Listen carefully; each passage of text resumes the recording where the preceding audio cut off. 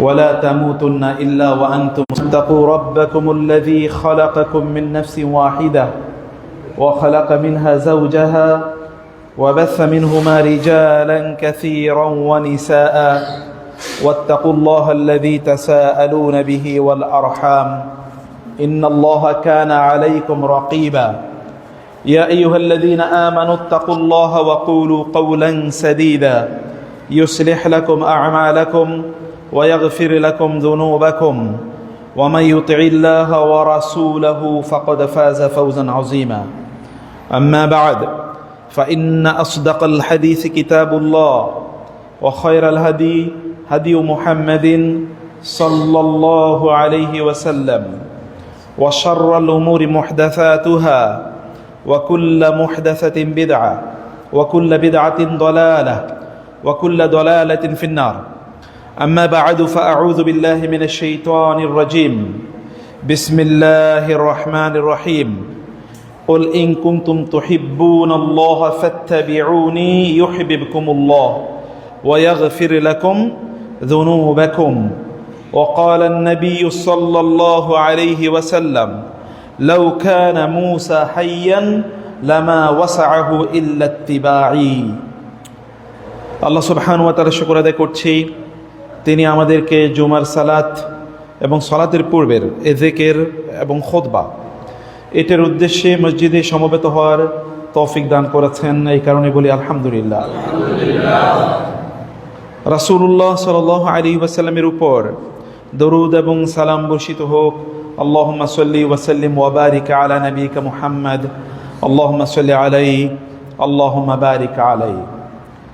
সম্মানিত ভাইরা এবং বোনেরা, আজকের খুতবাতে আমি তিনটি বিষয়ের উপর ফোকাস করতে চাই ইনশাআল্লাহ, এবং আল্লাহ সুবহানাহু ওয়া তাআলা আমাদেরকে তৌফিক বাড়িয়ে দিন। আল্লাহুম্মা আনফা'না মা আল্লামতানা ওয়া আল্লিমনা মা ইয়ানফা'ুনা ওয়া জিদনা ইলমা রব্বি ইশরাহ লি সাদরি ওয়া ইয়াসসির লি আমরি ওয়াহলুল 'উকদাতাম মিন লিসানি ইয়াফকাহু কওলি আল্লাহুম্মা আমিন ইয়া রাব্বাল আলামিন। প্রিয় ভাইরা এবং বোনেরা, দ্বীনি আলোচনা আজকাল আমাদের অন্তরে বড় দাগ কাটে না। দ্বীনি আলোচনা শোনার পর আমরা আজকাল কাঁদতে পারি না, আমাদের অন্তরে কোনো প্রতিক্রিয়া তৈরি হয় না, আমাদের হৃদয়ে মন নরম হয় না, এবং খুতবার যে গুরুত্ব এটা আমরা বুঝি না। খুতবা কিন্তু শুরু হয়ে গেছে, এবং খুতবা শুরু হওয়ার পরে কিন্তু আপনি জানেন তো অন্য কাউকে এই কথা বলাও নিষিদ্ধ যে তুমি চুপ থাকো। আপনার পাশে যদি কেউ কথা বলে তাকে আপনি বলতে পারবেন যে চুপ থাকো, তাই না? আমরা জুমার বা জুমাবারের যে আদব আছে, শিষ্টাচার আছে, এটাই আমরা জানি না। আপনি জুমার সালাত আদায় করতে এসছেন, আপনার যদি নামাজ পড়তে আসার কারণে আপনার আমল নামে যদি মাইনাস তৈরি হয়, তাহলে আপনি নামাজ পড়ে করবেন কি? আল্লাহর ঘরে যখন এসছেন, আল্লাহ তাআলা এবং আল্লাহ রাসূল যে শিষ্টাচার বা আদব মেনটেন করতে বলেছেন, এটা আমাদেরকে মেনটেন করতে হবে, এটা বুঝতে হবে। আমি এই ইস্যুগুলোর উপর একটু পরে গিয়ে ফোকাস করব। তার আগে আমি যদি বলতে চাই তা হলো দ্বীনি আলোচনা আমাদের মধ্যে সত্যিকারই প্রভাব তৈরি করে না। রাসূলুল্লাহ সাল্লাল্লাহু আলাইহি ওয়াসাল্লামের ব্যাপারে সাহাবায়ে কেরামরা বললেন, যখন তিনি খুতবা দিতেন তখন কি হতো, তিনি বক্তব্য দিলে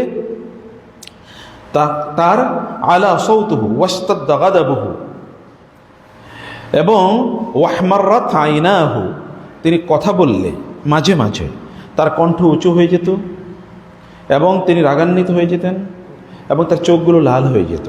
কারণ কি? কান্নাহু মুনজিরু জাইশিন, যেন একজন সেনাপতি যুদ্ধের ময়দানে তার সৈন্যদেরকে যেভাবে তিনি হাত ডাক দেন, লেফট রাইট লেফট, এরকম খুবই বিকট আওয়াজ, কুচকাওয়াজ শুনেছেন আপনারা কখন? কুচকাওয়াজ, মিলিটারি কুচকাওয়াজের মতো করে তিনি তার খুতবা দিতেন। খুতবা থেকে আপনার ওই অনুপ্রেরণা গ্রহণ করতে হবে, সেই রকম প্রস্তুতি নিয়ে আসতে হবে। কারণ আপনি জানেন না, জুমার দিন যখন ইদা নুদিয়া লিস-সালাতি মিন ইয়াউমিল জুমআতি ফাসআউ ইলা যিকরিল্লাহি ওয়া যারুল বাই', জুমার দিনের যখন আজান হয় তখন সব কাজ কিন্তু হারাম, নিষিদ্ধ। সব কাজ কি নিষিদ্ধ। এখন দেখেন যে আমাদের মসজিদে কয়জন লোক এসছে, তারা জানেই না। এরপর দেখবেন ফতোয়া কিন্তু অন্য জায়গায় ঘুরবে, এখানে আর ফতোয়া নাই। সে যে পুরোটা কাজ হারাম করে আসলে এখানে ফতোয়া নাই, ফতোয়া হবে যেটা কি ফতোয়া এর ইস্যুই না, সেটা নিয়ে ফতোয়া চলবে। ফলে আমাদের একটা বড় ব্যর্থতা আছে উম্মাহ হিসেবে। আমরা উম্মাহ হিসেবে আমাদের যেই দায়িত্ব, এই দায়িত্ব আমরা জানিও না, এই কারণে মাথা উঁচু করে আমরা দাঁড়াতে পারি না। প্রিয় ভাইরা, বোনেরা, আমাদের অন্তর নরম হয় না, আমাদের হৃদয়ে প্রভাব তৈরি হয় না। সাহাবায়ে কেরামরা বলেছেন, রাসূলুল্লাহ সাল্লাল্লাহু আলাইহি ওয়াসাল্লাম যখন কথা বলতেন তখন অবস্থা আমাদের এরকম হতো, জারাফাত আয়ুনুনা, যে আমাদের চোখ থেকে গলে গলে পানি পড়তো, তাই না? এবং এমন একটা অবস্থা হতো যে আমরা খুবই আতঙ্কিত, ওয়াজিলাত কুলুবুনা, আমাদের অন্তরগুলো খুব কেঁপে উঠতো রাসূলের কথার কারণে। এরকম কম্পন তৈরি হতো আমাদের শরীরে তার কথা শুনে। এটা একজন ঈমানদারের লক্ষণ। আপনি বুকে একটু হাত দিয়ে দেখেন তো, যখন আল্লাহ বলা হয়, আল্লাহর নাম বলা হয়, আপনার হৃদয়ে কম্পন তৈরি হয় কিনা?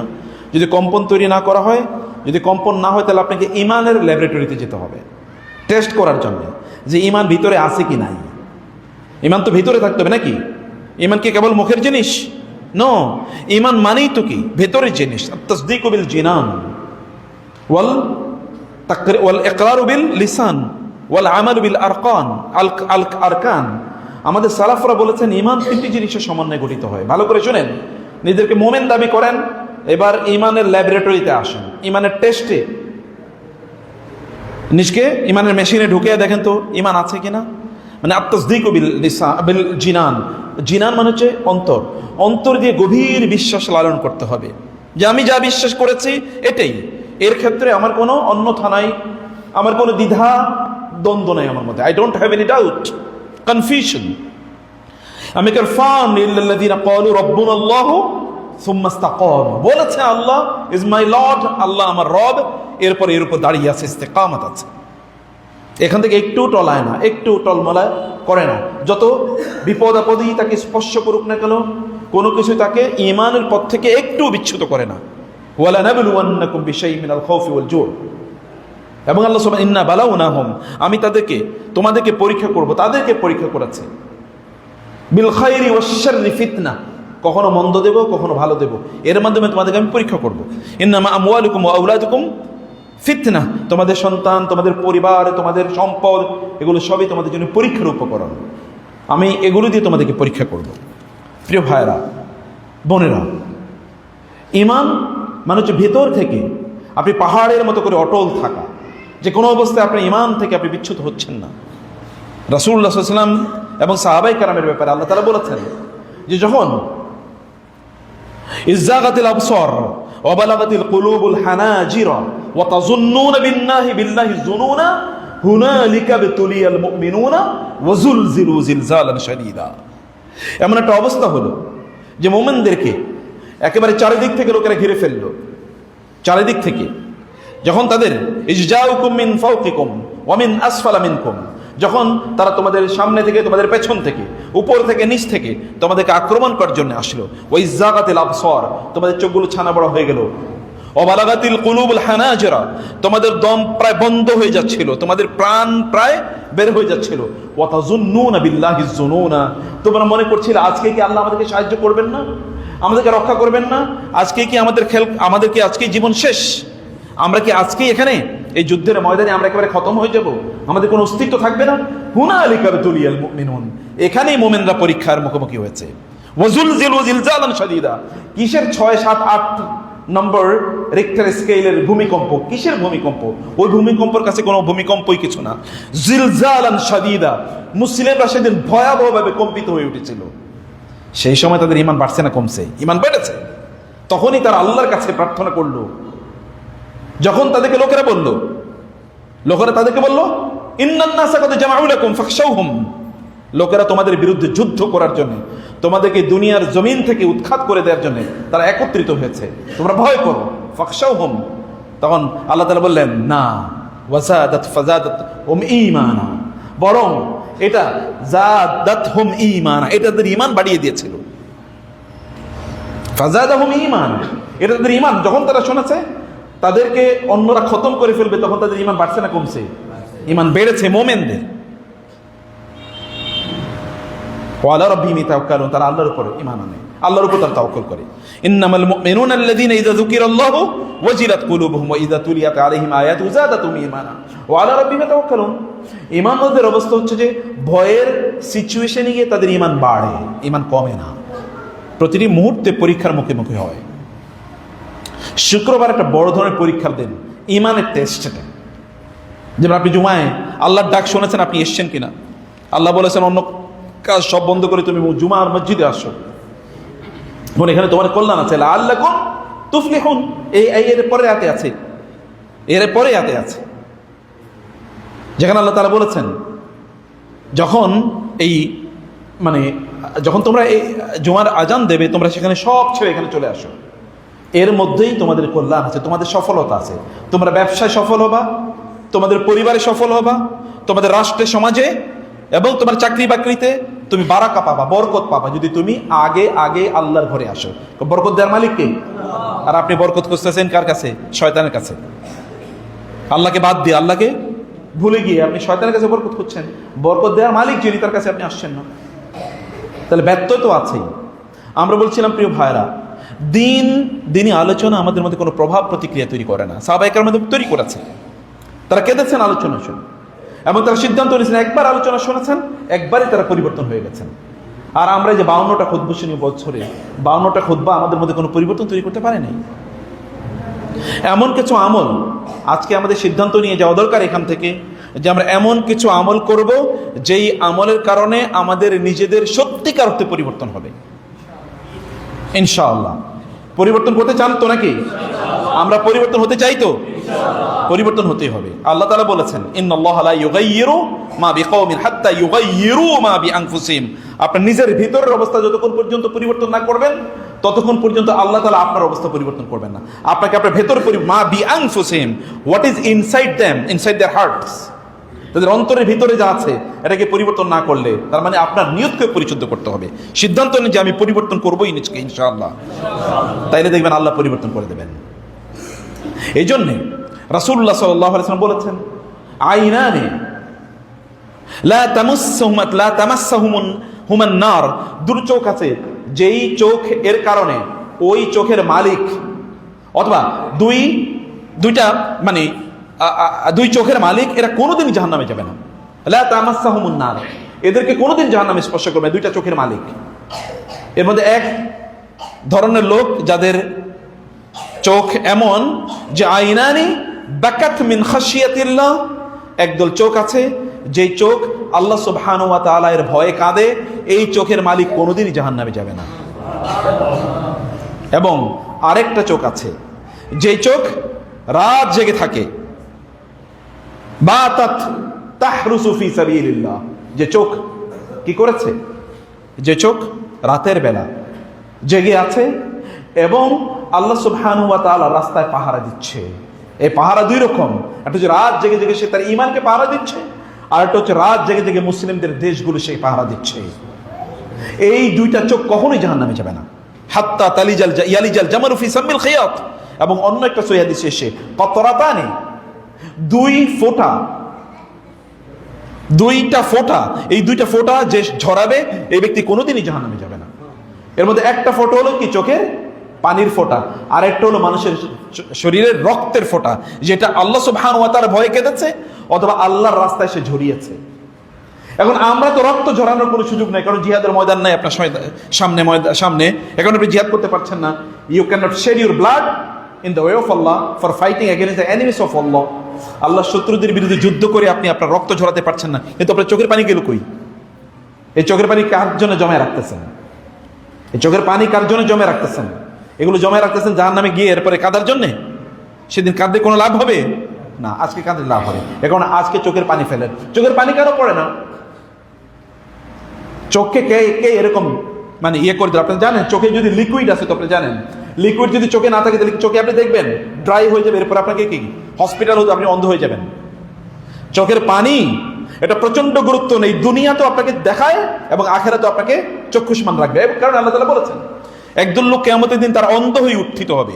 অন্ধ, আপনার আজকে চোখ আছে, আপনি দেখছেন, আজকের চোখে তো আপনি দেখতে পাচ্ছেন, কিন্তু যখন কবর থেকে উঠবেন তখন আপনি দেখবেন যে চোখে দেখছেন না।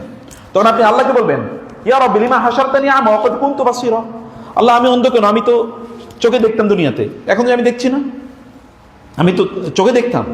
তখন আল্লাহ তাআলা বলবেন এরকমই, কাযালিকা ক্বাদ আতাতকা আয়াতুনা ফানাসিতাহা ওয়া কাযালিকা আল-ইয়াওমা তুনসা ওয়া কাযালিকা নাজজি মান আসরাফা ওয়া লাম ইউমিন বিআয়াতি রাব্বিহি ওয়াল আযাবুল আখিরাতি আশাদ্দু ওয়া আবকা। তুমি না দুনিয়াতে আমার কথা শুনেছিলে, আমার দ্বীনের কথা শুনেছিলে, কোরআনের কথা শুনেছিলে, কিন্তু তোমার চোখ থেকে পানি পড়ে নাই, এই কারণে তোমার এই চোখটাকে আমি অন্ধ করে দিলাম। আখিরাতে চোখ কি হবে? আপনি কি কথা বুঝতে পারছেন? আখিরাতে চোখ কি হবে? কারণ কি? এই দুনিয়াতে আল্লাহর ভয়ে ওই চোখ থেকে পানি পড়ে নাই। আপনি তো অনেক কারণে কাঁদেন, ছেলে কষ্ট দিয়েছে কাঁদেন, বউ কষ্ট দিয়েছে কাঁদেন, মেয়ে কষ্ট দিয়েছে কাঁদেন, এলাকার লোকেরা কষ্ট দিয়েছে, জমি পান নাই, চাকরি পান নাই, কত কারণীয় ক্রাইম, কিন্তু যেই কারণে আপনাদের আমাদের কাঁদা উচিত ওই কারণটাই অনুপস্থিত। কাঁদতে হবে প্রিয় ভাইরা বোনেরা, কাঁদুন, চোখ থেকে পানি ফেলুন, তাহলে দুনিয়াতেও চোখ ভালো থাকবে, আখিরাতেও চোখ ভালো থাকবে।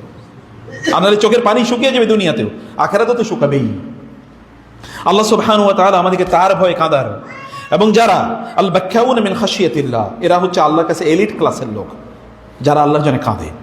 ওমর রাদিয়াল্লাহু তাআলা আনহু এবং তার ছেলে আব্দুল্লাহ ইবনে ওমর, দুজনের চেহারা এরকম কালো, দুটো জুতার ফিতা যেরকম এর দাগ আছে না, জুতার ফিতা, আপনি যদি ফিতা বাঁধেন পায়ে অথবা ফিতাওয়ালা জুতো যদি পরেন তাহলে দেখবেন যে এরকম দাগ পড়ে যায়, কালো দাগ পড়ে যায় পায়ে, এরকম তাদের এই যে ইয়েতে কপালে, মানে তাদের কপালে মানে গালে এরকম কালো দাগ ছিল। তো লোকেরা জিজ্ঞেস করতো ওনার এই কপালে এরকম কালো দাগ কিসের? তখন বলছে বাপ এবং ছেলে আল্লাহর ভয়ে কাঁদতে কাঁদতে এখানে দাগ পড়ে গেছে। কারা এরা? এরা হচ্ছে উম্মার শ্রেষ্ঠতম মানুষ, ওমর ইবনুল খাত্তাব, আব্দুল্লাহ ইবনে ওমর রাদিয়াল্লাহু তাআলা আনহুম। কিন্তু আমরা দেখেন তো কি হৃদয়, কি পাষাণ। আপনার সামনে অনেক কাঁদে, তারপরে আপনার হৃদয়ে কোনো অনুভূতিই তৈরি হয় না। সুম্মা কাসাত কুলুবুকুম মিন বাদি যালিকা ফাহিয়া কাল হিজারাতি আও আশাদ্দু কাসওয়া। আল্লাহ তাআলা ইহুদিদের কথা বলেছেন যে ইহুদিদের অবস্থাটা হলো যে ফাতাওয়ালা আলাইহিমুল আমাদু ফাকাসাত কুলুবুহুম ওয়া কাসীরুম মিনহুম ফাসিকুন, যে ইহুদিদের অবস্থা ছিল যে অনেক দিন, বহু আগে আল্লাহ তাআলা তাদেরকে আসমানি কিতাব দিয়েছেন, কিন্তু আসমানি কিতাবের সাথে অর্থাৎ তাওরাতের সাথে তাদের সম্পর্ক লুজ হয়ে গিয়েছিল, সম্পর্কটা তারা তৈরি করতে পারেননি। আপনাকে আমার কথা বুঝতে পারছেন? হ্যাঁ, তাওরাত মানে কি? ইহুদিদের অর্থাৎ মুসা আলাইহিস সালামের উপর যে কিতাব নাজিল হয়েছে, এরা তাদের বহুদিন আগে মুসা আলাইহিস সালাম চলে গেছেন, তারা তাওরাতের সাথে তাদের সম্পর্কটা আগের মতো স্ট্রং নাই, এবং এই কারণে তাদের অন্তরগুলো কঠিন হয়ে গেছে, তারা দুনিয়াদার হয়ে গেছে। আল্লাহ তাআলা তাদের ব্যাপারে বলেছেন এবং সূরা বাকারাতে শুরুতে বলেছেন সুম্মা কাসাত কুলুবুকুম মিন বাদি যালিক ফাহিয়া কাল হিজারা, তোমাদের অন্তরগুলো পাথরের মতো কঠিন হয়ে গেছে। পাথর থেকে কোনো পানি তো আর ঘামে না, তাই না? কিন্তু কিছু কিছু পাথর আছে, ওয়া ইন্না মিনাল হিজারাতি লামা ইয়াতাফাজ্জারু মিনহুল আনহার ওয়া ইন্না মিনহা লামা ইয়াশাক্কাকু ফায়াখরুজু মিনহুল মা ওয়া ইন্না মিনহা লামা ইয়াহবিতু মিন খাশিয়াতিল্লাহ ওয়া মাল্লাহু বিগাফিলিন আম্মা তা'মালুন। তোমরা যে কি করছো আল্লাহ তাআলা তার সম্পর্কে গাফেল না, আল্লাহ সব জানেন, সব লিখে রাখছেন। কিন্তু কিছু কিছু পাথর আছে তোমাদের হৃদয় পাথর চেয়ে কঠিন, কিন্তু কিছু কিছু পাথর আছে এই পাথর যখন ফেটে যায় সেখান থেকে পানি বের হয়। যেমন মুসা আলাইহিস সালাম পাথরে আঘাত করার পরে কি হয়েছে? সেখান থেকে 12টা ঝর্ণা তৈরি হয়েছে। ফানফাজারাত মিনহাসনাতা আশরাতাইনা, 12টা সেখান থেকে ঝর্ণা তৈরি হয়েছে। আবার কোনো কোনো পাথর এটা ফেটে সেখান থেকে পানি বের হয়। আবার কোনো কোনো পাথর পাহাড়ে থাকে, কিন্তু আল্লাহর ভয় সেখান থেকে ওই পাহাড় জমিনে পড়ে যায়। এরকম অনেক পাথর আছে, আল্লাহকে ভয় পায়। কিন্তু মানুষের হৃদয়গুলো যখন কঠিন হয় তখন এটা পাথরের চেয়ে কঠিন হয়, তখন এখান থেকে কিছুই বাইর হয় না, এখান থেকে পানিও ঘামে না। এর হৃদয়কে পাথরের চেয়ে কঠিন হয়ে গেছে কিনা এটা আপনারা নিজেরাই পরীক্ষা করতে পারেন। আপনারা দেখেন যে আল্লাহর কথা শোনার পরে অন্তরে কোনো প্রভাব তৈরি হয় কিনা, যে না ঠিক আছে আমার নিজকে আমি পরিবর্তন করব, আমি একটু ভালো, এর চেয়ে একটু ভালো হব, এরকম আপনারা করেন কিনা। এগুলো যদি না করতে পারে তাহলে বুঝবে যে আমাদের বড় একটা সংকট আমাদের সামনে আছে। প্রিয় ভাইরা, আমি 10টি আমলের কথা বলি যেটা আমাদের অন্তরকে নরম করবে। 10টি আমল, এর মধ্যে 1 নম্বর আমল হলো তেলাওয়াতুল কোরআন মা তাদাব্বুর। কোরআনকে বুঝে বুঝে তেলাওয়াত করা। কোরআনকে কি করা? বুঝে বুঝে কোরআনকে তেলাওয়াত করা। দেখেন আল্লাহ সুবহানাহু ওয়া তাআলা তার রাসূলকে রাতের নামাজ আদায় করতে বলেছেন। কি? কুমিল লাইলা ইল্লা কালিলা নিসফাহু আও ইনকুস মিনহু কালিলা আও জিদ আলাইহি ওয়ারাত্তিলিল কুরআনা তারতিলা।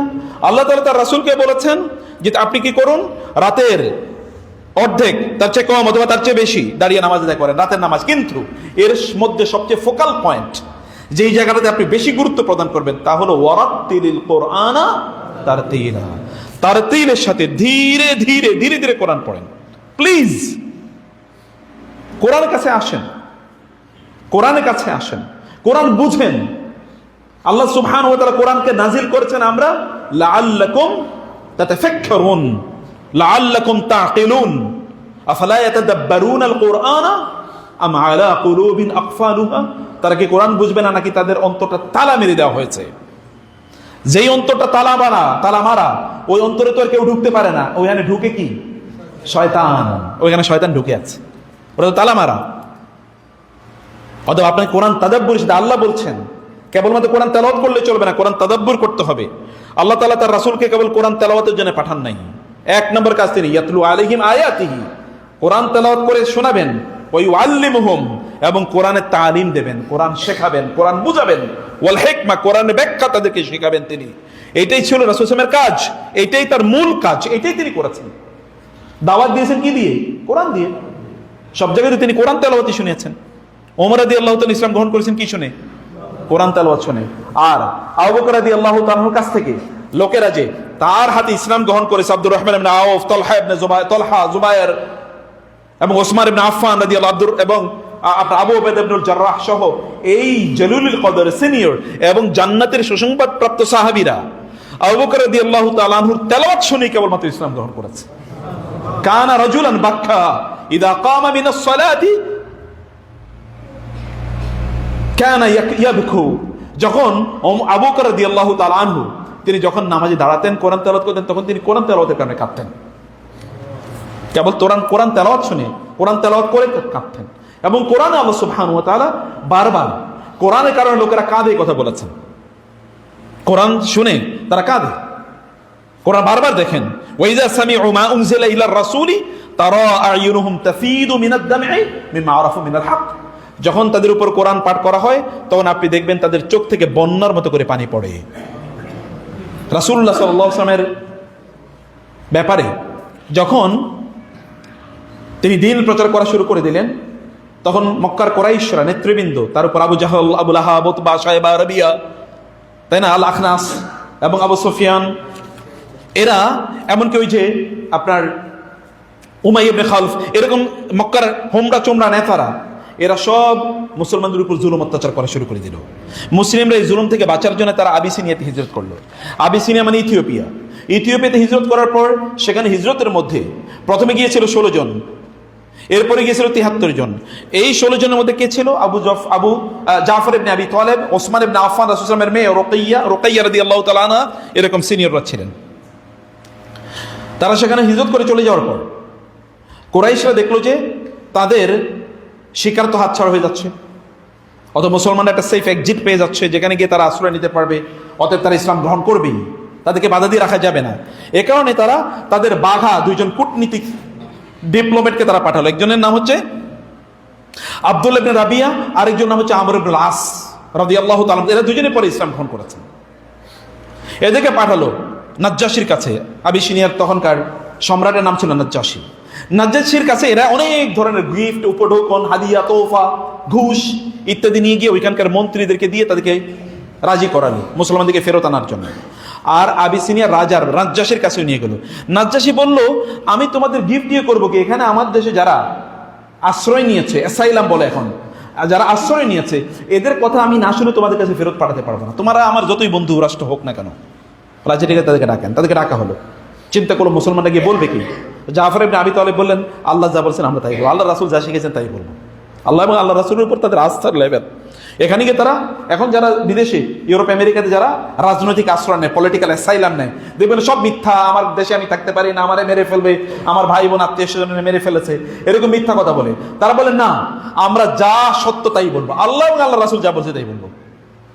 ইমানের লেভেল দেখছেন সেখানে। তারপরে জাফর ইবনে আবি তালেব সেখানে গেলেন, অন্যান্য সেখানে উম্মে সালামা, আবু সালামা রাদিয়াল্লাহু তাআলা আনহুম, তারা সেই সিনিয়র সাহাবীরা সেখানে ছিলেন।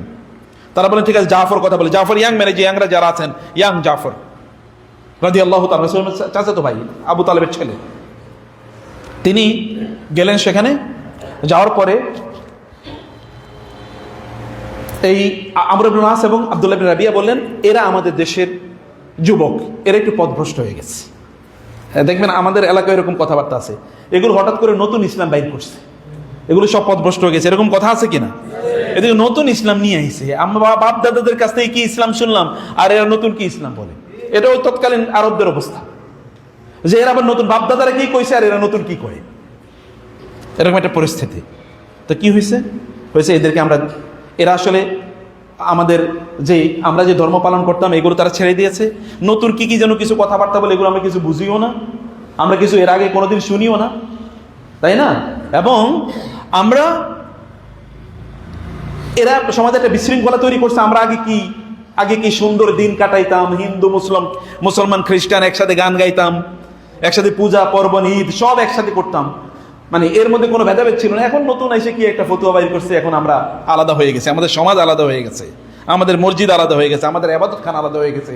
এরা এখন আর কাবায় গিয়ে কি ওলু হুবাল তারা বলে না, হুবালের জয় হোক এগো তারা এখন আর বলে না, লাত উজ্জা মানাতের কাছে তারা আশ্রয় প্রার্থনা করে না। এরকম একটা বিপদের মধ্যে আছি, নতুন নতুন ধর্ম এরা বাইর করছে। অতএব কি করতে হবে, কি করে এদেরকে আমাদের দেশে ফেরত পাঠাতে হবে। ঠিক আছে, আমি ওদের কথা একটু শুনি। তখন জাফর বলেন, ইয়া আইয়ুহাল মালিক, হে রাজা, আমরা ছিলাম এমন একটা জাতি, আমরা মূর্তি পূজা করতাম, আমরা মৃত প্রাণীর মাংস খেতাম, আমরা আত্মীয় স্বজনের সম্পর্ক রক্ষা করতাম না, পিতা মাতার সাথে খারাপ আচরণ করতাম, আমরা জেনা ব্যভিচার করতাম, মদ খেতাম, জুয়া খেলতাম, এবং আমরা আত্মীয়তার সম্পর্ক রক্ষা করতাম না, আমরা মেহমানদারি করতাম না, এরকম কাজ আমরা করতাম, আমরা অশ্লীল কাজ করতাম, মানুষকে হত্যা করতাম এবং রক্তপাত করতাম, মারামারির মধ্যে আমরা লিপ্ত ছিলাম, এগুলো আমরা করতাম। হঠাৎ করে আল্লাহ তাআলা অনুগ্রহ করে আমাদের মাঝে একজন নবী পাঠাইছেন। ইনি এসে এবার আমাদেরকে বলেন, আমরা যেন মূর্তি পূজা না করে একক আল্লাহর ইবাদত করি, আমরা যেন আত্মীয় স্বজনের সাথে ভালো সম্পর্ক রাখি, আমরা যেন মানুষের হত্যা না করি, আমরা যেন বিপদ আপদে অন্যদের সাথে এগিয়ে যাই, আমরা যেন মানুষের সাহায্য সহযোগিতা করি, আমরা যেন মেহমানদারি করি, এবং আমরা যেন মদ জুয়া ইত্যাদিতে অভ্যস্ত, আমরা যেন জেনা ব্যভিচার না করি। এগুলো তিনি বলেছেন, তিনি আমাদেরকে এইরকম ভালো কথাগুলো বলেছেন। অতঃপর আমরা তার প্রতি ঈমান আনার কারণে এরা আমাদের উপর জুলুম অত্যাচার করলো। আমরা কেবল আমাদের জীবনটা বাঁচানোর জন্য, দিনকে বাঁচানোর জন্য আপনার দেশে এসে আশ্রয় নিয়েছে। আমাদের নবী বলেছেন, আপনার এখানে আসার জন্য আমরা এখানে এসেছি। তোমার আচ্ছা ঠিক আছে, ভালো তো, আচ্ছা তোমাদের উপর তোমাদের নবী তোমাদেরকে যা বলেছেন এরকম একটু আমাকে বলে শোনাও তো। বলে, আইয়ুহাল মালিক, আমাদের নবী আমাদেরকে যা বলেছেন তিনি এটা আল্লাহর পক্ষ থেকে বলেছেন, নিজে থেকে কিছুই বলেন নাই। আল্লাহর পক্ষ থেকে তার কাছে যা এসেছে আপনাকে কেবল এতটুকু বলে শোনাতে পারি। বলে আচ্ছা ঠিক আছে বলো। বলে আমাদের নবীর উপর একটা সূরা নাজিল হয়েছে, এই সূরার প্রথম থেকে তিনি তেলাওয়াত করা শুরু করে দিলেন। কাফ হা ইয়া আইন সাদ যিকরু রাহমাতি রাব্বিকা আবদাহু যাকারিয়া ইয নাদা রাব্বাহু নিদাআন খাফিয়া ক্বালা রাব্বি ইন্নী ওয়াহানাল আযমু মিন্নী ওয়াশতাআলা আর-রা'সু শাইবা ওয়া লাম আকুম বিদুআইকা রাব্বি শাকিয়া وإني خفت الموالي من ورائي وكانت امرأتي عاقرا فهب لي من لدنك وليا। এরকম তিনি তেলাওয়াত করছিলেন। নাজ্জাশী নিচের দিকে মাথাটা দিয়ে দিয়েছে, উপরের দিকে আর মাথা তোলে নেই। তার তেলাওয়াত শেষ, কেউ নাজ্জাশী মাথা এরপরেও তোলে নেই। কিছুক্ষণ পর ধীরে ধীরে নাজ্জাশী তার চেয়ার থেকে, রাজ সিংহাসন থেকে সে মাথাটা উঠিয়ে দেখলো, তার লোকেরা দেখলো তার চোখ থেকে পানি পড়ছে। তিনি বলছে, তুমি কি বললে এগুলো? তোমাদের নবী এগুলোই বলছে তোমাদেরকে? বলে হ্যাঁ, এগুলোই আমাকে বলছে। বলে আল্লাহর কসম, তোমরা যা বলছো আমরা যা বিশ্বাস করি এর মধ্যে কোনো পার্থক্য নেই। যাও তোমরা আমাদের দেশে থাকো, এবং এদেরকে বলে যাও তোমরা দেশে চলে যাও, এদেরকে ফেরত পাঠানো হবে না, এদেরকে ফেরত পাঠানো হবে, এদেরকে নিয়ে যাও, তোমরা তোমাদের দেশে চলে যাও। জাফর ইবনে আবি তালেব শুধু আল্লাহর কিতাব তেলাওয়াত করে শুনেছে। এরপরে আমরা লাস্ট চিন্তা করলো, আমি এত বড় বাঘা কূটনীতিক, আমি পরাজিত হব, এটা হতেই পারে না। পরের দিন সে চিন্তা করলো, রাতে তারা বসলো দুজন, যে করণীয় কি, আমরা পরাজিত হয়ে যাব, নাজ্জাশীর সাথে আমাদের সম্পর্ক এরকম নষ্ট হবে। এটা তো ব্যবসায়িক রিলেশন, এরা হালাতা সীতাই ও সাইফ, এখানে তারা ব্যবসা করতে আসতো। আমরা এই ব্যবসা বাদ দিয়ে আমাদের সাথে সম্পর্ক নষ্ট হয়ে যায়, আমরা এই ব্যবসা বাদ দিয়ে কেমনে চাই? এটা বলার পর তারা চিন্তা করলো, আগামীকাল এটা নতুন একটা ট্রাম্প কার্ড, এমন একটা তুরুপের তাস দেব যাতে নাজ্জাশী বাধ্য হয় এদেরকে আমাদের কাছে ফেরত পাঠায়, এবং আমাদের সম্পর্ক, আমরা যে ভুল করছি বা আমরা যে অন্যায়ের উপর আছি এটা যেন নাজ্জাশী মনে না করে। ঠিক আছে, কি করতে হবে? পরের দিন সকালে গেল, নাজ্জাশীকে গিয়ে বলে, নাজ্জাশী আপনি তো ওদের ভালো কথাবার্তা শুনে আপনি তাদের প্রতি একটু মানে দুর্বল হয়ে গিয়েছেন, কিন্তু আপনি জানেন যে আপনাদের নবীর ব্যাপারে ওরা কত খারাপ ধারণা পোষণ করে? বলে কি? বলে হ্যাঁ, ওরা জঘন্য ধারণা পোষণ করে আপনাদের নবীর ব্যাপারে, মানে ঈসা আলাইহিস সালামের ব্যাপারে। নাজ্জাশী ছিল খ্রিস্টান, ঈসা আলাইহিস সালামের ব্যাপারে তারা খুবই জঘন্য ধারণা পোষণ করে, আপনাদের বিশ্বাসের চেয়ে একটা ভিন্ন বিশ্বাস লালন করে। বলে কি করতে হবে? কি লালন করে? বলে ডাকেন, ডাইকে আমাদের সামনে জিজ্ঞেস করেন, আমাদের সামনে জিজ্ঞেস করেন। এগুলো যখন উম্মে সালামার কাছে গেল রাদিয়াল্লাহু তাআলা আনহা, খুবই বুদ্ধিমতী নারী উম্মে সালামা রাদিয়াল্লাহু তাআলা, তিনি বললেন পরে রাসূল সাল্লাল্লাহু আলাইহি ওয়াসাল্লামের স্ত্রী হবেন। উম্মে সালামা বললেন এখন হবে কি? আমরা তো আসলেই তো ভিন্ন ধারণা বিশ্বাস লালন করি। ওরা বলে ঈসা আলাইহিস সালাম আল্লাহর সন্তান, আমরা তো তা বলি না, আমরা বলি আল্লাহর নবী।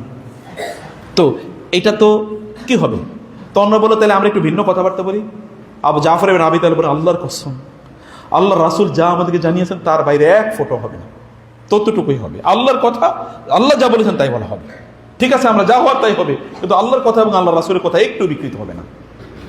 ভালো করে খেয়াল করবেন, কোন সিচুয়েশনে আল্লাহ এবং আল্লাহর রাসূলের কথা এক ফোঁটাও বিকৃত হবে না, যা হয়েছে তাই, যা হবার তাই হবে। গেলেন পরের দিন যাওয়ার পর নাজ্জাশী বললেন, এবার একটু গুরু গম্ভীর, নাজ্জাশী বললেন যে তোমরা আমাদের নবীর ব্যাপারে কি বিশ্বাস লালন করো?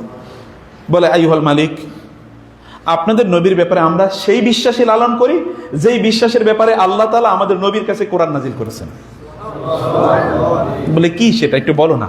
তিনি তেলাওয়াত করা শুরু করে দিলেন, قال إني عبد الله آتاني الكتاب وجعلني نبيا وجعلني مباركا أينما كنت وأوصاني بالصلاة والزكاة ما دمت حيا وبرا بوالدتي ولم يجعلني جبارا شقيا والسلام علي يوم ولدت ويوم أموت ويوم أبعث حيا ذلك عيسى ابن مريم قول الحق الذي فيه يمترون ما كان لله أن يتخذ من ولد سبحانه إذا قضى أمرا فإنما يقول له كن فيكون। তিনি তেলাওয়াত করছেন, নাজ্জাশী এবং তার চারপাশে যারা লোকেরা ছিল এবার অনেকেই একেবারে স্তব্ধ, প্যারালাইজড হয়ে আছে, কারো কোনো কথা নেই, কারো মুখে কথা নেই। কিছুক্ষণ পর নাজ্জাশী তার হাতের যে লাঠি, এই লাঠিটার উপর ভর করে মনে হচ্ছে বিধ্বস্ত একজন মানুষ, ভেঙ্গে চুরে ভেতর থেকে একেবারে ব্রোকেন, ভেঙ্গে চুরে গেছে, এরকম কষ্টে তিনি উঠলেন। উঠে তারপর একটু সামনে এগিয়ে গেলেন, এগিয়ে গিয়ে মাটির মধ্যে তিনি একটা আঁক দিলেন, আঁক দিয়ে বললেন, জাফর, তোমাদের বিশ্বাস এবং আমাদের নবীর ব্যাপারে আমার বিশ্বাস, আমাদের বিশ্বাসের মধ্যে কোনো পার্থক্য নেই। যদি কোনো পার্থক্য থাকে তাহলে এই যে একটা রেখা দিলাম না, যে চিকন একটা দাগ দিলাম না, শুধু এতটুকু দাগের মধ্যে পরিমাণ পার্থক্য আছে, আর কোনো পার্থক্য নাই। যাও, তোমরা আমাদের দেশেই থাকো, তোমাদের জন্য যা যা প্রয়োজন তাই করা হবে। তিনি তার সবাইকে বলে দিলেন, এরা আমাদের দেশে থাকবে, এরা আমাদের ভিআইপি মেহমান, রাষ্ট্রীয় মেহমানের মতো করে থাকবে, তোমরা এদের সব প্রয়োজনগুলো তোমরা তাদের মিটিয়ে দাও। ঈমান কাকে বলে? দিন কাকে বলে? কিভাবে দেখেন একটা নাজ্জাশীর যদি অন্তর কোরআন তেলাওয়াতের কারণে এখনো সে মুসলমান হয় নাই, এবং এই তেলাওয়াত শোনার পর এরপর নাজ্জাশী মুসলমান হয়েছে। জানেন আপনার, মদিনায় যখন রাসূল সাল্লাল্লাহু আলাইহি ওয়াসাল্লাম হিজরত করে চলে গেলেন, এরপরে হঠাৎ একদিন রাসূল সাল্লাল্লাহু আলাইহি ওয়াসাল্লাম সাহাবায়ে কেরামকে বললেন, মা তা আখুকুম, তোমাদের ভাই মারা গেছে, চলো একটু আমরা ওই যেটাকে এখন বলা হয় জান্নাতুল বাকি আল গারকাদ, চলো ওইখানে যাই। ওইখানে জানাজার নামাজ তিনি পড়তেন। সেখানে গিয়ে রাসূলুল্লাহ সাল্লাল্লাহু আলাইহি ওয়াসাল্লাম এবার গায়েবী জানাজা পড়েছেন। জীবনে কেবল একবার। আমাদের দেশে দেখেন এটা কি একটা ডিবেটের ইস্যু, জানাজা কতবার যে পড়ানো হয়, গায়েবে ওই জায়গায় মারা গেছে আরেক জায়গায় গায়েবী জানাজা কেবল পড়তেই থাকে। রাসূল ইসলাম তার গোটা জীবনে একবার গায়েবী জানাজা পড়েছেন, একবার। এটা সেটা কার জন্যে? এই নাজ্জাশীর জন্য। এই নাজ্জাশীর জন্য তিনি মারা গেছেন ওইখানে, সহিহ হাদিস, বুখারী হাদিস, ওইখানে তিনি মারা গেছেন। এখানে রাসূল সাল্লাল্লাহু আলাইহি ওয়াসাল্লাম মদিনায় তার জন্য জানাজার নামাজ আদায় করেছেন। প্রিয় ভাইরা, কোরআন যদি আপনি না পড়েন, কোরআন যদি আপনার অন্তরে প্রভাব তৈরি না করতে পারে, তাহলে বুঝবেন যে আপনার অন্তর মৃত, মরে গেছে এই কারণে। এবং এ কারণে আল্লাহ তাআলা কোরআনে আকাশ থেকে আগত বৃষ্টি, ওয়ায়ুনাজ্জিলু মিনাস সামাই মিন আয়াতিহি মানামুকুম বিল-লাইলি ওয়ান-নাহার ওয়া ইবতিগাউকুম মিন ফাদলি, এবং ওয়ামিন আয়াতিহি খালকুস সামাই ওয়াল-আরদি ওয়া ইখতিলাফু আলসিনাতিকুম ওয়া আলওয়ানিকুম ওয়ামিন আয়াতি বলে ওয়ায়ুনাজ্জিলু মিনাস সামাই মাআন ফায়ুহয়ি বিল-আরদা বা'দা মাউতিহা ইন্না ফি যালিকা লাআয়াত। আল্লাহ তাআলা বলেছেন, আল্লাহর নিদর্শন হলো আল্লাহ সুবহানাহু ওয়া তাআলা যে আছেন, এটার একটা প্রমাণ হলো আসমান থেকে তিনি বৃষ্টি নাজিল করেন। এই বৃষ্টির মাধ্যমে মৃত জমিনকে তিনি কি করেন? পুনর্জীবিত করেন। জমিন ফেটে গেছে, জমিনে কোনো ফসল নাই, যে কৃষকরা ভালো করে বুঝবেন, কোনো ফসল হচ্ছে না, খরা। এই খরাতে হঠাৎ করে যখন বৃষ্টি হয় তখন কি হয়? সব আবার তরুতাজা হয়ে উঠে না, শস্য শ্যামল সবুজ সবকিছু হয়ে উঠে। কে করে এটা? এটা আল্লাহ সুবহান। কিসের মাধ্যমে? ফায়ুহি বিহি, ওই বৃষ্টির মাধ্যমে আল্লাহ তাআলা করেন। আল্লাহ তাআলা কোরআনকে মাসালুল হায়াতিদ দুনিয়া কামাইন আনজালনাহু মিনাস সামাই, আল্লাহ তাআলা বলেছেন এই সূরাতুল কাহফে যে ইন্নামা মাসালুল হায়াতিদ দুনিয়া কামাইন আনজালনাহু মিনাস ওয়াদরিব লাহুম মাসালুল হায়াতিদ দুনিয়া। এটা যে তুমি তাদের জন্য, আপনি তাদের জন্য ব্যাখ্যা করুন, এই জীবনের উদাহরণ হচ্ছে কামাইন আনজালনাহু মিনাস সামা ফাখতালাতা বিহি নাবাতুল আরদ ফাআসবাহা হাশিমান تزروه الرياح وكان الله على كل شيء مقتدرا المال والبنون زينة الحياة الدنيا والباقيات الصالحات خير عند ربك ثوابا وخير املا। প্রিয় ভাইরা, এই দুনিয়ার জীবন, এই কোরআনটাকে আল্লাহ সুবহানাহু ওয়া তাআলা আসমান থেকে আগত বৃষ্টির সাথে তুলনা করেছেন। বৃষ্টি যেমন ভাবে মৃত জমিনকে পুনর্জীবিত করে, আসমান থেকে আগত বৃষ্টি জমিনকে যেমনি ভাবে মৃত জমিনকে জীবিত করে, কোরআন ঠিক তেমনি ভাবে মৃত অন্তরকে জীবিত করে। তাহলে কোরআনের কাছে আসতে হবে না? কোরআন পড়তে হবে কিনা? বুঝতে হবে কিনা? কেবল কোরআন মুখস্থ করলে কাম হবে না, এটাও করতে হবে। এইটা মাছ মোর ইম্পর্টেন্ট। এই যে বাচ্চারা এখানে আছে এই কারণে, তোমরা কি শুনছো কথা? ছোটরা কথা শুনছো? অনেকে আওয়াজই করে না, শুনছো কিনা জোরে বলো। মাশাআল্লাহ, এটা ভালো করে মনোযোগ দিয়ে শুনতে হবে, অন্যদিকে তাকানো যাবে না, এইদিকে সবাই তাকাইতে হবে। এদিকে ভালো করে শুনবেন, আপনাদের জন্য গুরুত্বপূর্ণ কিছু আলোচনা এখন আমি সামনে জুড়ে রেখে দিয়েছি। প্রিয় ভাইরা, তাইলে কোরআনকে তেলাওয়াত করতে হবে কিভাবে? বুঝে শুনে তেলাওয়াত করতে হবে, বুঝে শুনে। এ ব্যাপারে আমি আরেকটু পরে গিয়ে কিছু কথা বলছি। 2 নম্বর হচ্ছে আল্লাহ সুবহানাহু ওয়া তাআলাকে নির্জনে স্মরণ করতে হবে, একাকী। আপনারা জানেন কিয়ামতের দিন 7 শ্রেণীর লোকদেরকে ভিআইপি হিসেবে আল্লাহ সুবহানাহু ওয়া তাআলা আরশের ছায়ায় আশ্রয় দেবেন। কয় শ্রেণীর লোকদেরকে? এর মধ্যে একজন হচ্ছে ওয়ারাজুলুন যাকারাল্লাহ খালিয়ান ফাফাদাত আইনাহু, এমন একদল লোক যারা নির্জনে নিবৃতে একাকী তখন আল্লাহর কথা স্মরণ করে তার চোখ থেকে পানি পড়েছে। আপনার জীবনে এরকম কোনো ঘটনা আছে কিনা বলেন? যদি না থাকে তাহলে ইউ শুড ক্রাই, কান্দা দরকার আপনাদের। এই কারণে কাঁদা দরকার যে আমি একা কাঁদতে পারলাম না। একা কাঁদতে হবে যখন কেউ দেখবে না। ঘরের দরজা বন্ধ করেন, দরজা বন্ধ করে 2 রাকাত নামাজ আদায় করে হাত তুলে আল্লাহকে বলেন, আল্লাহ গুনাহ করছি, মাফ করে দাও, আমি তোমার বান্দা, আমি তো ভুল করব, তুমি তো মাফ করো, তুমি মাফ করে ইয়া হাইয়ু ইয়া কাইয়ুম আস্তাগফিরুল্লাহ আল্লাযী লা ইলাহা ইল্লা হুয়াল হাইয়ুল কাইয়ুম ওয়া আতুবু ইলাইহি। আল্লাহকে বলেন, হে আল্লাহ তুমি ক্ষমা করে দেবা, আমি গুনাহ করেছি, আমার সবগুলো গুনাহ মাফ করে দাও, আমার এই প্রবলেমটা তুমি সমাধান করে দাও, আমার এই সমস্যা সমাধান করে দাও। দরজা বন্ধ করে কাঁদেন। এই যে মুরব্বীরা রাস্তার ঘাটে বাজারে দোকানে বৈশা কইলে কারো লাভ হবে না। এই যে ইয়াংরা ফেসবুকে লিখলে কোনো কাম হবে না। এগুলো শোনার কোনো মানুষ নাই। আজকে যার কাছে বলেছেন ওই লোক আপনার আগামীকাল উঠে দিয়ে আপনাকে খোটা দেবে, আপনার বিপদে যাবে। কিন্তু যিনি আপনার সমস্যা সমাধান করতে পারেন তাকে বলেন, চোখের পানি ফেলে তাকে বলেন। দেখেন চোখের পানি ফেলতে দেরি, কিন্তু আপনার ওই সমস্যার সমাধান হতে দেরি নাই। সমস্যা সমাধান করতে পারেন কে? আল্লাহ সুবহানাহু ওয়া তাআলা। তায়েফের ময়দানে রাসূল সাল্লাল্লাহু আলাইহি ওয়াসাল্লামকে লোকেরা কি পরিমাণ অত্যাচার করলো, তাকে অত্যাচার করে তার এই ছোট, তিনি গেছেন তায়েফের লোকদেরকে দ্বীনের কথা বলতে, ইসলামের কথা। উনি তো কোনো টাকা পয়সা চাইছেন, চাইছেন কোনো টাকা পয়সা চাইছেন? হে লোকেরা, ইয়া কওমি লা আসআলুকুম আজরা আম মিন মাগরামিন হুম মুসকালুন আম তাসআলুহুম আজরান ফাহুম মিন মাগরামিন মুসকালুন। আল্লাহ তাআলা কোরআনে বলছেন, আপনি কি ওদের কাছে টাকা পয়সা চাচ্ছেন নাকি যে ওরা এই টাকা পয়সা দেওয়ার ভয়ে আপনার বিরোধিতা করছে? আপনি তা চাচ্ছেন না। আম লাহুম কিতাবুন ফিহি ইয়াদরুসুন, আল্লাহ তাআলা কোরআনে স্পষ্ট করে বলছেন ওরা আসলে কি বলে, ওরা কেন বিরোধিতা করছে আপনার। রাসূলুল্লাহ সাল্লাল্লাহু আলাইহি ওয়াসাল্লাম তাদেরকে গেলেন দাওয়াত দেওয়ার জন্য। কেউ তারা কি করলো, ছোট ছোট বাচ্চাদেরকে, দুষ্ট বাচ্চাদেরকে তারা লেলিয়ে দিল। দুষ্ট বাচ্চারা তিনি মধ্যখান দিয়ে রাস্তা চলছেন, দুপাশে রাস্তার থেকে পাথর নিয়ে বাচ্চারা রাসূল সাল্লাল্লাহু আলাইহি ওয়াসাল্লামের পায়ে মারছে যেন তিনি হাঁটতে না পারেন। পা রক্তাক্ত হয়ে গেছে এবং পায়ে তো ছিল চামড়ার জুতা, এই চামড়ার জুতা রক্ত লেগে জুতা আটকে গেছে। এত রক্তক্ষরণ হচ্ছে তিনি বেহুশ হয়ে পড়ে গেলেন। কিছুক্ষণ তার হুঁশ ছিল না। আব্দাস নামক এক খ্রিস্টান কৃতদাস এসে রাসূল সাল্লাল্লাহু আলাইহি ওয়াসাল্লামকে একটু পানি এবং খেজুর আঙ্গুর দিলেন। তিনি একটু খেলেন, তার একটু হুঁশ ফিরে আসলো। তিনি খাওয়ার সময় বললেন বিসমিল্লাহ। কি বলে খেলেন? বিসমিল্লাহ। আব্দাস বলল, আপনি বিসমিল্লাহ বলে খাচ্ছেন, আপনি কে? বলে তুমি কে? বলে আমি আব্দাস। তোমার বাড়ি কই? বলে আমার বাড়ি তো নিনা নামক জায়গায়। নিনা মানে হচ্ছে এটা ওই যে আপনার মানে ইরাকের কাছাকাছি একটা নিনা নামক জায়গায়, এখান থেকেই ইউনুস আলাইহিস সালামের নাম হচ্ছে জুন্নুন। তো বলে যে অথবা নুন মানে হচ্ছে মাছ, বড় মাছ। তো নিনা যেমন জায়গা, বলে ও নিনা, তুমি তো নিনাতে তো আমার ভাই ইউনুস আলাইহিস সালামের জন্ম হয়েছে, উনি তো ওইখানকার নবী। বলে আপনি তাকে চেনেন? বলে কেন চিনবো না, আমিও নবী উনিও নবী, আর আমরা নবীরা ভাই ভাই। বলে আপনি কে? বলে আমি তো নবী, আল্লাহ তাআলা এই উম্মার জন্য আমাকে পাঠিয়েছে। বলে তো আমি তো আপনারই খুঁজতেছি, আমি তো আপনারই খুঁজতেছি। এবং সাথে সাথেই রাসূলুল্লাহ 2 হাতে সে চুমু দেওয়া শুরু করলো, এবং চুমু দিয়ে বলে যে আপনি আমার মুসলমান বানিয়ে দেন। আদাস কৃতদাস, এই আপনারা কৃতদাস কে? একজন আছেন নাকি এখানে কৃতদাস? একজন আদাসের সমান হতে পারেন না আপনারা? আমরা মুসলমানদের আমাদের ইমানের লেভেল দেখেন। আদাস চুমু পড় দিল, রাসূল জড়িয়ে পড়লো তাকে এবং বলল আমি মুসলমান হয়ে যেতে চাই। তিনি তাকে মুসলমান বানিয়ে নেবেন।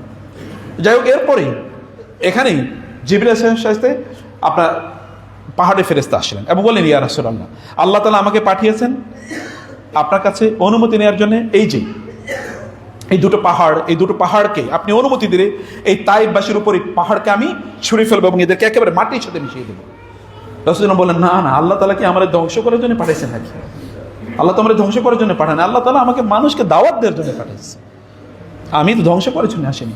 বরং আল্লাহর কাছে আমি দোয়া করি আল্লাহ তাআলা যেন এদের মধ্য থেকে এমন জেনারেশন তৈরি করেন যারা কেবল আল্লাহর ইবাদত করবে। এরপরে ফেরেশতারা চলে গেল, তিনি এবার দুহাত তুলে আল্লাহকে বলেন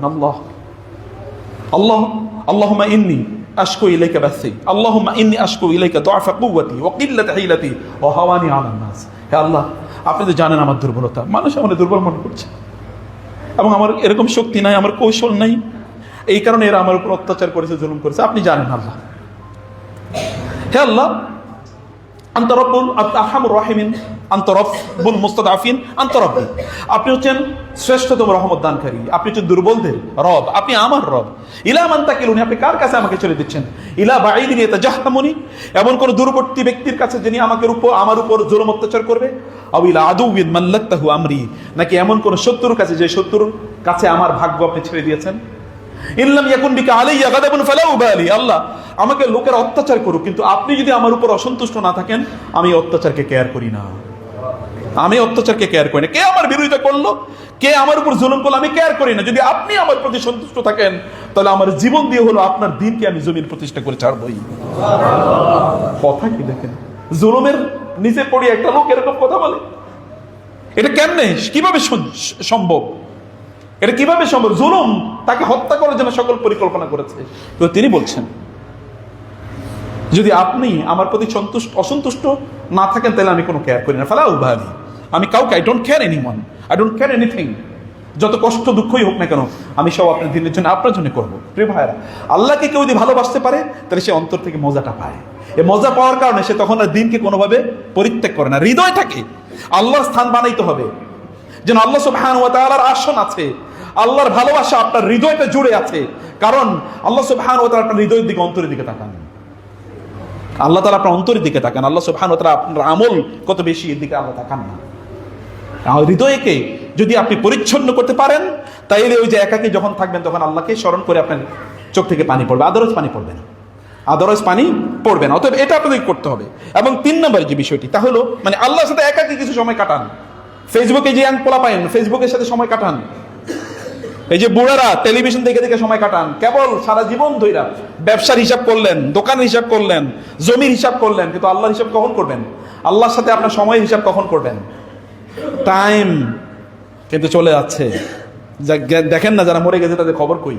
আপনার বাপ দাদাদেরই খবর কই? কয়জনের স্মরণ আপনি করেন? আপনি আপনার বাপ দাদার খবর রাখেন, আর আপনার ছেলেমেয়েরা আপনার খবর রাখবে, এটা কেমনি চিন্তা করেন? কিভাবে চিন্তা করেন? আর দুনিয়া মালউনাতুন, দুনিয়াটা হচ্ছে লানত প্রাপ্ত, এবং এর মধ্যে যা কিছু সব লানত প্রাপ্ত।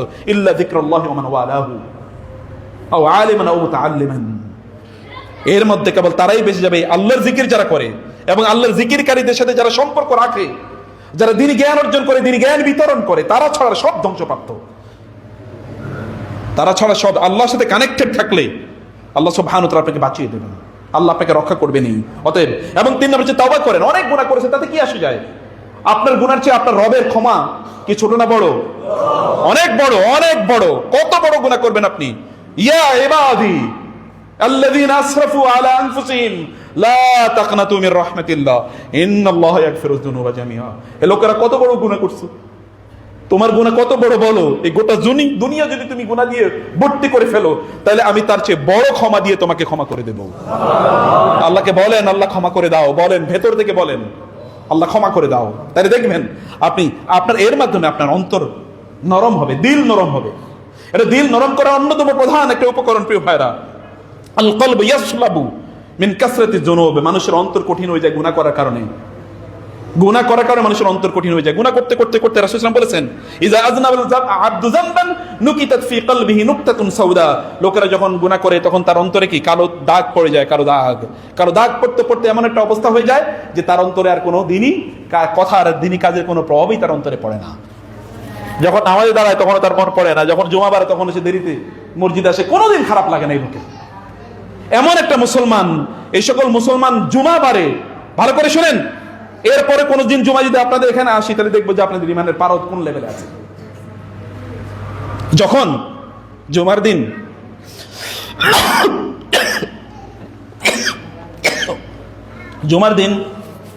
যখন জুমার আজান হয়, ফেরেশতারা কি করেন ভালো করে শুনবেন। আপনাকে আমার কথা শুনতে পাচ্ছেন, বুঝতে পারছেন?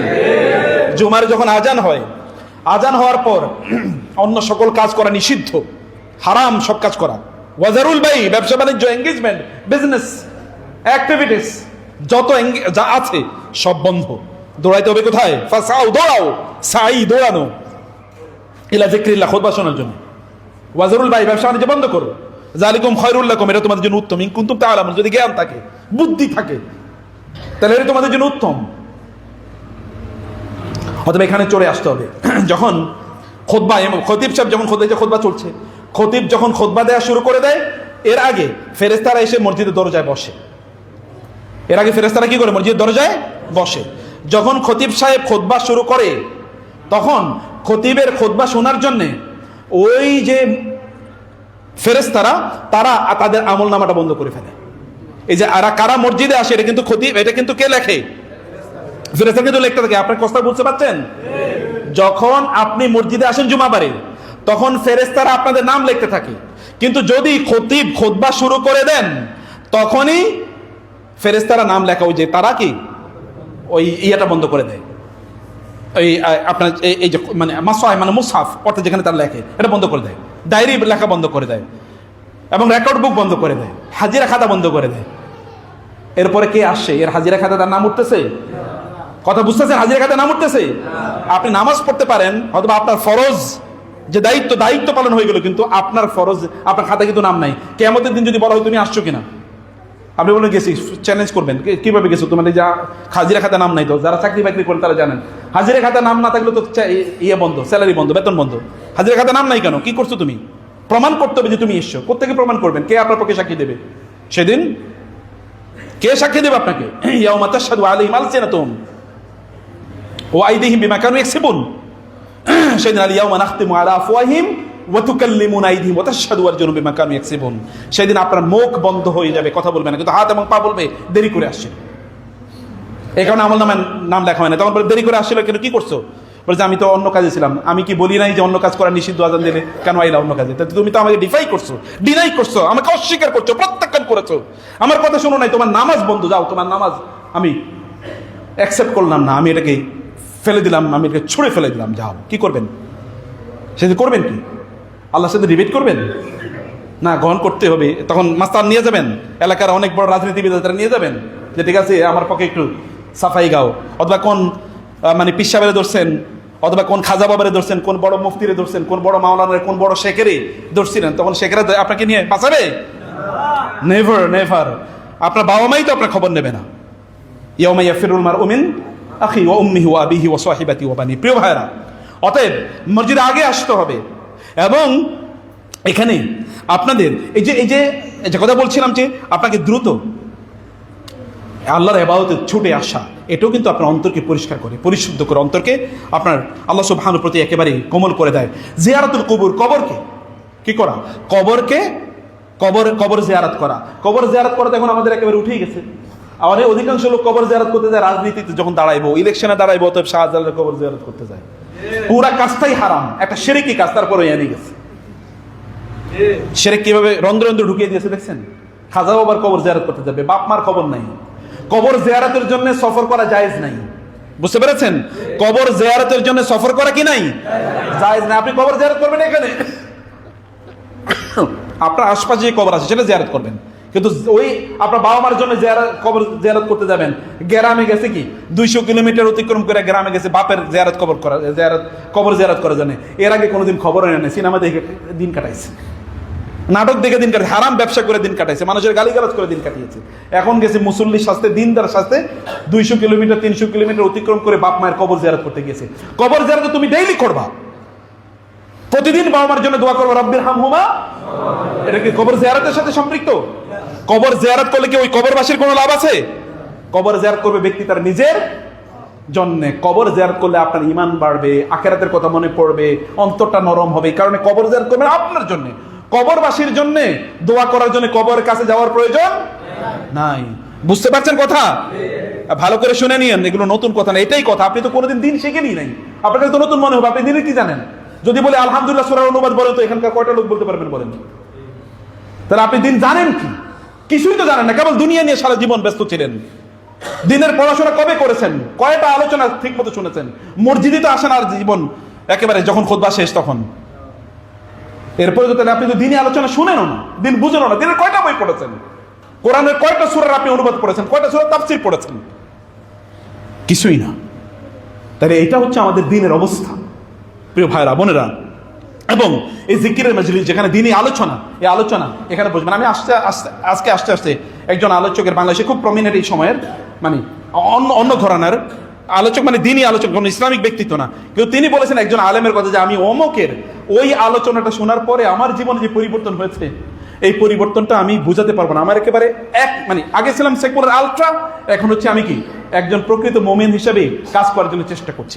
একটা লেকচার মনোযোগ দিয়ে শুনেছেন, এবং উনি বলেছেন আমি সারা রাত জুড়ে ওই বক্তৃতা শুনেছি, এবং সকালবেলা যখন আমি নামাজ পড়লাম 2 রাকাত ফজর নামাজ, আমার মনে হলো আমার গোটা জীবনে কোনোদিন ইবাদতে আমি এত স্বাদ পাই নাই। একটা আলোচনা গোটা জীবনকে পরিবর্তন করে দিতে পারে, একটা আলোচনা গোটা জীবনকে পরিবর্তন করে দিতে। কিন্তু আপনি কজন আলোচনাকে নাম শুনছেন? কেবল শুনবেন যেগুলি বেদাতের কথাবার্তা বলে, কিচ্ছা কাহিনী, গল্প গুজব, কোরআন হাদিসের কিচ্ছু নেই, এগুলো কেবল শুনবেন। কানে সুখ, কানের সুখের জন্য আপনারা যান, কিন্তু দিনের সুখের কোনো পরিতৃপ্তি এবং তারপর হচ্ছে যে হচ্ছে আপনাকে দান করতে হবে, দান সাদাকা। গোপনে দান সাদাকা করবেন, প্রকাশ্যে না। এখন তো ক্যামেরা বসায় তারপরে দান করে নাকি, সাংবাদিক খবর দিয়া তারপরে দান করে। এমন জায়গায় দেখেছি দান করবো আমরা 100 টাকা, কিন্তু সাংবাদিকের পেছনে খরচ করছে 10,000 টাকা। এরকম আছে কিনা? অধিকাংশ লোকের চরিত্র হচ্ছে এরকম, এটা তো মুনাফিকের আলামত। এবং কোনো একজন ব্যক্তি যদি আল্লাহকে সন্তুষ্ট না করা, বরং মানুষকে দেখানোর জন্য দান করে, ওই ব্যক্তির এই দানের কারণে সে জাহান্নামে যাবে। ওই ব্যক্তির দানের কারণে কি জাহান্নামে যাবে। দান কর গোপনে, কেউ না দেখুক। ওই যে 7 শ্রেণীর লোকদেরকে আল্লাহ সুবহানাহু ওয়া তাআলা কিয়ামতের দিন ভিআইপি হিসাবে,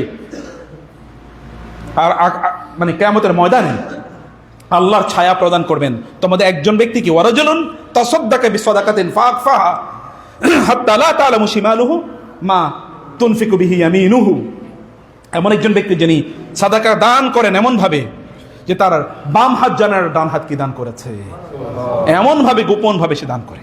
কিছু দান করবো এরকম করে 5 টাকা 10 টাকাই করেন, সমস্যা কি? সবই দেখায় করতে হবে, সব দেখে একবার ফেসবুকে একটা পোস্ট দিতে হবে, আমি এই দান করলাম, আমি দানবীর, তাই না? এরকম একটা ভাব, এটা তো জীবন দুনিয়া আখিরাতকে বরবাদ করে দেবে। এটি করবেন না। এবং এক এক রাতের অন্ধকারে যখন নামাজ দাঁড়াবেন একাকী, আল্লাহ তাআলার কাছে দুহাত তুলে দোয়া করেন, আল্লাহকে বলেন, একটা করে দেখেন অন্তত জীবনটা 7টা উপভোগ করবেন। পিতামাতার সাথে উত্তম আচরণ, পিতামাতার সাথে সুন্দর করে কথা বলা, আপনি বরকত জীবনে কল্যাণ পাবেন। পিতামাতার সাথে উত্তম আচরণ না করে কিভাবে সম্ভব? এটা কমপ্লিটলি অসম্ভব একটা জিনিস। এবং সর্বশেষ যে কথা বলছি তা হলো যে আমাদের চোখটাকে হেফাজত করতে হবে। অন্তর কিন্তু কি, I is the messenger of fighting দিতে বলা হয়, মানে চোখের কারণে অন্তর কি হয়ে যায়, কঠিন হয়ে যায়। দেখেন না কোরআনে সূরা নূরে বারবার বলেছে, কুল্লিল মুমিনিনা ইয়াগুদ্দু মিন আবসারিহিম ওয়া ইয়াহফাযু ফুরুজাহুম ওয়া কুল্লিল মুমিনাতি ইয়াগুদ্দুনা মিন আবসারিহিন্না ওয়া ইয়াহফাযনা ফুরুজাহুন্না ওয়া লা ইউবদিনা যিনাতাহুন্না ইল্লা মা যাহারা মিনহা ওয়া লা ইয়াদরিবনা বিখুমরিহিন্না আলা জুয়ুবিহিন্না ওয়া লা ইউবদিনা যিনাতাহুন্না ইল্লা লিবুলাতিহিন্না ওয়া আবাইহিন্না, এভাবে আল্লাহ তাআলা বলেছেন যে পুরুষ এবং নারীরা তাদের চোখটাকে হেফাজত করবে। যদি আপনার চোখকে হেফাজত, এত জেনা ব্যভিচার চারিদিকে কেন, কারণটা কি?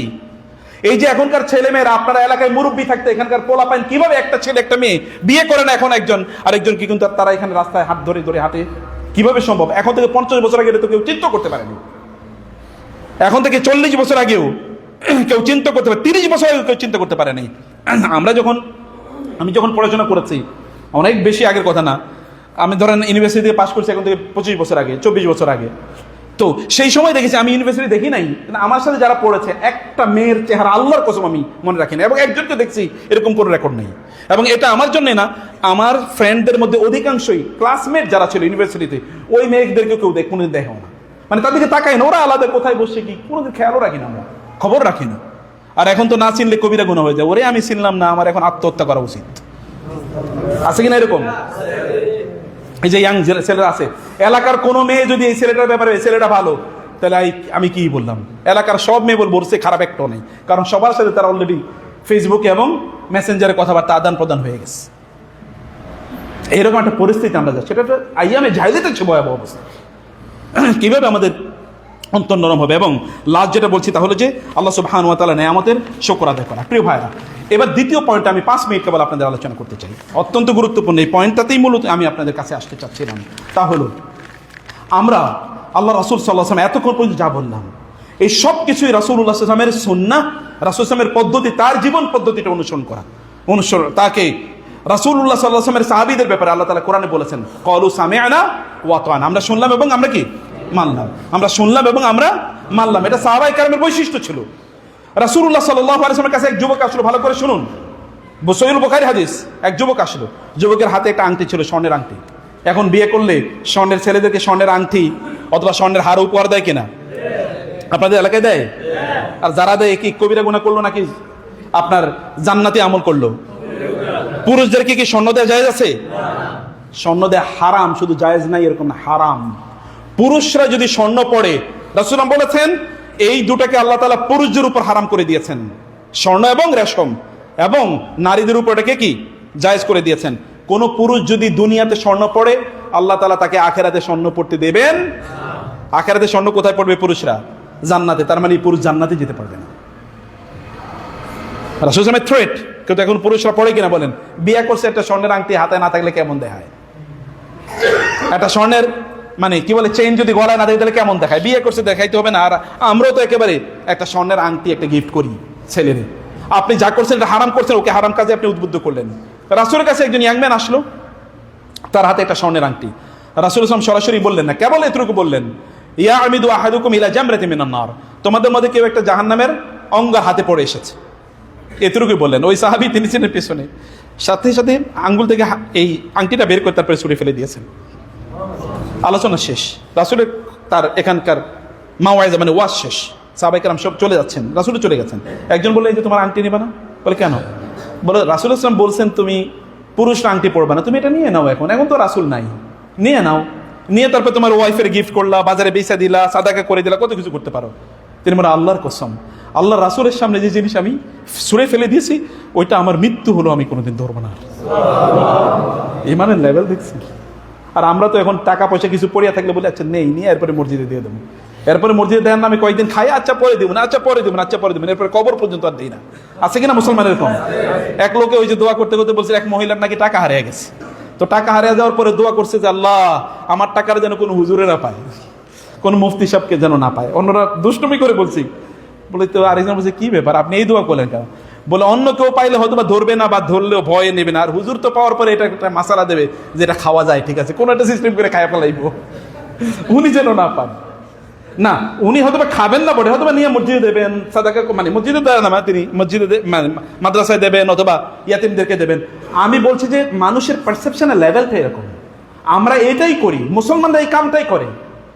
মাঝে মাঝে দেখবেন ওই যে সৌদি আরবে অথবা দুবাই অথবা আমেরিকাতে বাংলাদেশি একজন মুসলমান ড্রাইভার কি তার প্যাসেঞ্জার রেখে যাওয়া $50,000 $1,00,000 এরকম ফেরত পাইছিল, এটা আবার ফেরত দিয়েছে। এটা পত্রিকা ফলো করে নিউজ করে, এটাকে নিউজ করার দরকার কথা ছিল নাকি? এটা প্রত্যেক মুসলমানের চরিত্র হওয়ার কথা ছিল, কিন্তু দেখা প্রত্যেকের 2-1 রেয়ার। এটা তখন অবাক কাণ্ড, আরে বাবা এরকম একজন আমানতদার লোক পাওয়া গেছে। এটা কিয়ামতের আলামত না? রাসূল বলেছেন কিয়ামতের আগে এমন হবে যে বলবে লোকেরা ওই এলাকায় একটা আমানতদার লোক আছে, আর সব কি বেঈমান, বেআমানতদার, সব খেয়ানতকারী। অধিকাংশ লোকের খেয়ানতকারী, কারো কোনো খেয়ানত নেই, আমানত নাই, সব খেয়ানতকারী। প্রিয় ভাইরা, রাসূলুল্লাহ সাল্লাল্লাহু আলাইহি ওয়াসাল্লাম সাহাবায়ে কেরামরা রাসূলের কথা শুনেছেন। একবার আব্দুল্লাহ ইবনে ওমর রাদিয়াল্লাহু তাআলা একদিক দিয়ে যাচ্ছিলেন, একজন ব্যক্তি তিনি এক জায়গায় বসে, আমরা যখন পুকুরের কাছে বসে ছোট ছোট ডিল নিয়ে এরপরে ছুরি ফেলি, উনিও ডিল ছুরি ফেলছিলেন। আব্দুল্লাহ ইবনে ওমর বললেন এটা করো না, এটা করা রাসূল নিষেধ করেছেন। তারপরে তিনি আরেকবার ছড়ার পরে তিনি বললেন রাগান্বিত, এটা ছোড়া কিন্তু হারাম না, কারণ ওইখানে কেউ নাই। বলে আমি তোমাকে বলেছি রাসূল সাল্লাল্লাহু আলাইহি ওয়াসাল্লাম নাহা রাসূল আনিল কাযাফি, রাসূল সাল্লাল্লাহু আলাইহি ওয়াসাল্লাম এইভাবে ঢিল ছুঁড়তে নিষেধ করেছেন, তারপরে তুমি এই কাজটা করলা। আল্লাহর কসম তোমার সাথে আমি কথা আর কখনো বলবো না। তুমি আল্লাহ রাসূলের কাজ অমান্য করেছো। আপনি ফতোয়া দিতেন এটা কি ফরজ, ওয়াজিব, নফল, হারাম কোনো কিছু? সাহাবায়ে কেরামরা কোনো ফতোয়ার ধারদারি দাঁড়তেন না, কোনো ফতোয়ার ধার না। আল্লাহ রাসূল বলেছেন ব্যাস, রাসূল বলেছেন আর কোনো কথা নাই। আব্দুল্লাহ ইবনে ওমর রাদিয়াল্লাহু তাআলা তিনি এক জায়গায় দিয়ে যাচ্ছিলেন, হঠাৎ করে তিনি তার মাথাটা একটু নিচু করে, তিনি তখন অন্ধ, বৃদ্ধ অবস্থায় তিনি অন্ধ হয়ে গেছিলেন। বৃদ্ধ লোকের অনেকেই চোখে দেখে না, তখন তো আর এত উন্নত চিকিৎসা ছিল না, তিনি চোখে দেখছেন না, কিন্তু তিনি মাথাটা একটু নিচু করলেন তার ওঠ থেকে। লোকেরা বলেন আপনি কেন মাথা নিচু করলেন, এখানে তো কিছু নাই। বলে না, রাসূলের যুগে এখানে একটা গাছের ঢাল ছিল, যখন রাসূল সাল্লাল্লাহু আলাইহি ওয়াসাল্লাম ওই দিক দিয়ে একদিন গিয়েছিলেন তখন তিনি একটু মাথাটা নিচু করেছেন। আমার ওই কথাটা এখনো মনে রাখছি। আমার মনে হচ্ছে যে এইরকম ঢাল যদি থাকে, নাও থাকে, রাসূল তো মাথা নিচু করছেন, এই কারণে আমি নিজেও মাথাটা নিচু করে দিলাম। ঈমানের লেভেল, ইবাদতের লেভেল কোথায় দেখেছেন? ইবাদতের লেভেল কোথায়? এইটা হচ্ছে ইবাদত। এখন আমরা তো ফতোয়া খুঁজি, এটা ফরজ নাকি ওয়াজিব নাকি নফল নাকি সুন্নাহ। প্রিয় ভাইরা, যেমন এই যে খুতবা এখন এতক্ষণ আপনাদের মাথায় কেবল ঘুরতেছে আমাদের সুন্নত পড়তে দিবে কখন, মাথায় ঘুরতেছে নাকি কি রে ব্যাপার, সুন্নত পড়লাম না করো, তাহলে কেমন হচ্ছে? প্রিয় ভাইরা সম্মানিত, আপনার তো সুন্নত পড়ার কথা আগে, খুতবা শুরু হওয়ার পরে আবার সুন্নত কিসের? খুতবা শুরু যখন হয় তখন তো পরস্পরের সাথে কথা বলা যায় না। এমনকি আল্লাহ রাসূল বলেছেন তোমার সামনে যদি কোনো ধুলাবালি বা পাথর থাকে তাহলে তোমরা সেটা সরাতে পারবে না, মনোযোগ দিয়ে খতিবের কথা শুনতে হবে। তুমি এসছো এটা শোনার জন্য। মসজিদের জুমার দিন তো একটা প্যাকেজের নাম, একটা প্যাকেজ, কেবলমাত্র দুরাকাত নামাজ না, তার আগের খুতবাটা ওই নামাজের মতোই ফরজ। আপনি খুতবা কবে শুনবেন? তাহলে আপনি অর্ধেক শুনলেন, বাকি অর্ধেক না। এর আগে বলছি আপনার আমল নামে আপনার নামই লিস্ট হয় না যে আপনি উপস্থিত ছিলেন, তাহলে আপনি কিসের ইবাদত করছেন?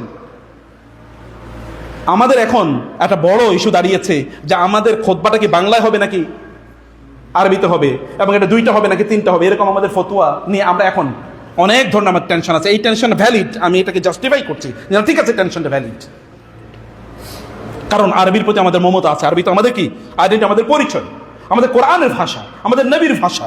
আল্লাহ তাআলা এই ভাষায় কোরআন নাযিল করেছেন, লিসানান আরাবিয়্যা বিলিসানিন আরাবিয়্যিন মুবিন, কোরআনান আরাবিয়্যান গায়রা যী ইওয়াজিন। কোরআনের ভাষা আরবি ভাষা, আরবির প্রতি আমাদের ভালোবাসা আছে। যখন মিম্বরে আমরা যদি আরবির আওয়াজ যদি না শুনি তখন আমাদের মনটা কেমন যেন দপদপ করতে থাকে। আরবির প্রতি আমাদের ভালোবাসা, এটা আমাদের আইডেন্টিটি, এটা উম্মার ঐক্যের পরিচয়। গোটা পৃথিবীর অধিকাংশ মুসলমানরা তারা আরবি ভাষায় কথা বলে। আরবিতে কোরআন এবং হাদিস, ইসলাম যদি আপনার জানতে হয় তাহলে আরবি ভাষায় আপনাকে ভালো করে দক্ষতা অর্জন করতে। এভরিথিং ইজ ট্রু, সবই সত্য, এসব সত্য, কিন্তু আমাদের আরবির ভালোবাসা কেবল খুতবার সাথে সম্পৃক্ত, আর কোথাও নাই। আছে কিনা বলেন? আচ্ছা, আপনারা যদি এখন আমি বলি আপনারা এখানে যারা মুরব্বীরা আছেন 20টা কোরআনের সূরা মুখস্থ বলতে হবে, কয়জন পারবেন বলেন? 20টা সূরা আমি জানি না কতজন বলতে পারবেন। আমি যদি বলি শুদ্ধ করে বলেন তো, একটা সূরা শুদ্ধ করে বলেন তো, অধিকাংশ লোক তো মাখরাজ সিফাত ঠিক মতো বলতে পারবে না। তাহলে আরবির ভালোবাসা কেবল কি এটাকে? আর আমাদের অঞ্চলে আমার আম্মা একটা গল্প বলতেন, গল্প বলতেন হচ্ছে ওইখানে লোহাগড় নামে একটা এলাকা আছে আমাদের চাঁদপুর ফরিদগঞ্জে, এটা খুবই ধনী ছিল। সরি, এটা যেহেতু এখন তো সব ইউটিউবে যায়, এখন যদি লোহাগড়ে লোকেরা শুনে যে তাদের বদনাম করছি তাহলে যে আরেক সর্বনাশ, যে আমি নাম উচ্চ করলাম। তারা খুবই ধনী ছিল। তো মা নাকি, তাদের মা নাকি বলছে যে অনেকদিন বাবা গরুর দুধ খাই না, একটু দুধ নিয়ে আসো, এটা ছেলেদের প্রেস্টিজ লাগছে। মা এই কথা বললো, দুধ খাওয়াইলাম না, আমরা অন্যায় করছি নিজেদের উপর। এরপরে তারা ড্রাম ভর্তি, কয়েকটা ড্রাম ভর্তি করে দুধ আনলো, আয়না ওই দুধের মধ্যে মারে চুবিয়ে রাখছে, মা খাও। কতক্ষণ পরে গেছে, মা যেন দুধ ভালো করে খায়, কতক্ষণ পরে গিয়ে দেখে মা ওর মারা গেছে। অলরেডি কি মা দুধ খাইতে যায়, মানে এত ওর মধ্যে চুবিয়ে রাখছে, মা তুমি যত খাও পারো খাও, কিন্তু এর মধ্যে মা মারা গেছে। আমাদের ভালোবাসার উল্টা জায়গায়, যেটা ভালোবাসা করার কথা ছিল না ওইটা ছিল ভালোবাসা। এখন তারা মার কাছে মাফ চেয়ে না, মা এখন থেকে প্রতিদিনই পাওয়া, এটা না করে এরকম উল্টাটা করছে। আমাদের ভালোবাসা উল্টা জায়গায়, আমাদের ভালোবাসা উল্টা জায়গায়। আমি যখন ইয়াংদের কাছে শুনি যে স্যার আপনারা যে লোক এই যে এতক্ষণ আরবিতে খুতবা দিন, আমরা তো একটা শব্দ বুঝি না স্যার, তাহলে করলাম কি? এই যে ধরেন আপনারা এই যে গত 40-50 বছর আরবি ভাষায় খুতবা শুনলেন, কেন আরবি ভাষা শিখলেন না এখনো? বলেন কয়টা মানুষ আমরা যখন এখন আরবিতে খুতবা দিব, কয়টা মানুষ বলবে যে আমি এখন আরবি বুঝতে পারলাম? আলেমরা বাদ দিই, আর আলেমদের খুতবা ভালোবাসা থাকবে, আরবির ভালোবাসা থাকবে। এই কারণে তারা আলেম, এই জন্য কারণে তারা তিনি মাদ্রাসায় পড়েছে এবং তারা পড়ছে, তারা পড়াচ্ছে। কিন্তু আপনারা কি ভালোবাসা দেখাইলেন? আপনারা কি ভালোবাসা দেখাইলেন? কয়টা দোয়া বলেন? আপনারা কয়টা দোয়া মুখস্থ করেছেন? আপনারা আল্লাহর কাছে দোয়া করেন তো দেখি কয়টা আরবি দোয়া করতে পারেন যেগুলো রাসূল বলেছেন? অথবা কোরআনের কতটুকু আয়াত আপনি পড়েছেন তাদাব্বুর সহ, যে আমি কোরআনের আয়াতগুলো ভালো করে বুঝলাম? এটা হচ্ছে আরবির প্রতি ভালোবাসা। এই ভালোবাসা সত্যিকার অর্থে আমরা ডেভেলপ করেছি কিনা? এই ডেভেলপ যদি না করি তাহলে বাকি যে দাবি, এই দাবিটা কি একটা ফেক দাবি? এই দাবিটার কোনো জাস্টিফিকেশন নাই। প্রিয় ভাইরা, চলুন, হ্যাঁ, আমরা অবশ্যই আরবিকে ভালোবাসবো। আমাদের নিজেকে চলেন এরকম একটা জায়গা উন্নত করি যে আমাদের খতিবরা যখন আরবিতে কথা বলবে তখন যেন আমরা বুঝি। এবং আমাদের বাচ্চাদেরকে, এখন এখানকার কয়জন মানুষ আপনাদের সন্তানদেরকে মাদ্রাসায় পড়াইছেন? এখানে যারা মাদ্রাসায় পড়ে সব যে এলাকার ছাত্র এরকম তো না, বাইরের ছাত্র আছে। অধিকাংশ মানুষই তো মনে করেন বাচ্চাদেরকে মাদ্রাসায় পড়ালে খাইবো কি, এরকম একটা ভাব। তার জন্য এখন মাদ্রাসায় পড়ালে আমি অধিকাংশ মাদ্রাসা ছাত্রদেরকে জিজ্ঞেস করি, বা তোমার অবস্থা কি, বলে চিন্তা করতেছে চাকরি করবো কি। এবং এই কারণে আলিয়া মাদ্রাসায় যারা পড়ে এরা আলিমের পরে আর মাদ্রাসায় ক্লাস করে না, তারা পার্ট টাইম চাকরি করে মাঝে মাঝে মাদ্রাসায় যায়। আপনি যারা আলিয়া মাদ্রাসায় খবর জানেন, আমি যেহেতু আলিয়া মাদ্রাসার ছাত্র আমি জানি, অধিকাংশ মাদ্রাসায় জানা ফাজিল কামালে, অধিকাংশ গ্রাম অঞ্চলে মাদ্রাসায় ফাজিল কামালে কোনো ছাত্রই নাই, ওরা এখন চাকরি করে, ব্যবসা করে, ইত্যাদি ইত্যাদি। তাহলে কিসের ভালোবাসা? এই ভালোবাসার দাবিতে আমরা এক ধরনের গোলামির মধ্যে আছি। প্রিয় ভাইরা, খুতবার মূল উদ্দেশ্য কি? আল্লাহ তাআলা বলেছেন, ওমা নুরসিলুল আমি ওমা আরসালনা মিন বিরাসূলিন ওমা আরসালনা ফি কওমিন মির রাসূল ইল্লা বিলিসানি কওমিহি। আমি কোন জাতির মধ্যে যখন কোন নবী পাঠিয়েছি, ইল্লা বিলিসানি কওমিহি, আমি ওই জাতির লিউবাইয়িনা লাহুম, যেন তাদের কাছে তারা জিনিসটা স্পষ্ট করে উল্লেখ করতে পারে। ওমা আরসালনা মির রাসূলিন ইল্লা বিলিসানি কওমিহি, আমি কোন রাসূলই পাঠাই নাই তবে তার জাতির ভাষায় পাঠিয়েছি। লিউবাইয়িনা লাহুম, যেন জাতির কাছে তার জিনিসটা স্পষ্ট করে উল্লেখ করতে পারে। এবং ইন্না আনজালনাহু কুরআনান আরাবিয়্যান লাআল্লাকুম তাকিলুন, আমি কোরআনকে আরবি ভাষায় নাজিল করেছি যেন তোমরা বুঝতে পারো। এখন আরবি ভাষায় নাজিল করছি বুঝতে পারার জন্য, আর আপনারা বলছেন আরবিতে এই কারণে বুঝতে পারি না। তাহলে আল্লাহর কথার সাথে কন্ট্রাডিকশন আছে আপনাদের। অতএব আমরা আমাদের খুতবাগুলোকে অবশ্যই মানুষের বোধগম্য ভাষায়, খুতবার মূল বক্তব্যকে মানুষকে পৌঁছে দেয়া। অনেকে বলতে পারে তাহলে নামাজটাও আরবিতে পড়েন, ভাই জিকির আজকার এগুলো অবশ্যই আল্লাহর ভাষায় পড়তে হবে। আমরা যখন খুতবা বলি তখন কি আমরা নিজেদের জন্য বলি নাকি মানুষের জন্য বলি?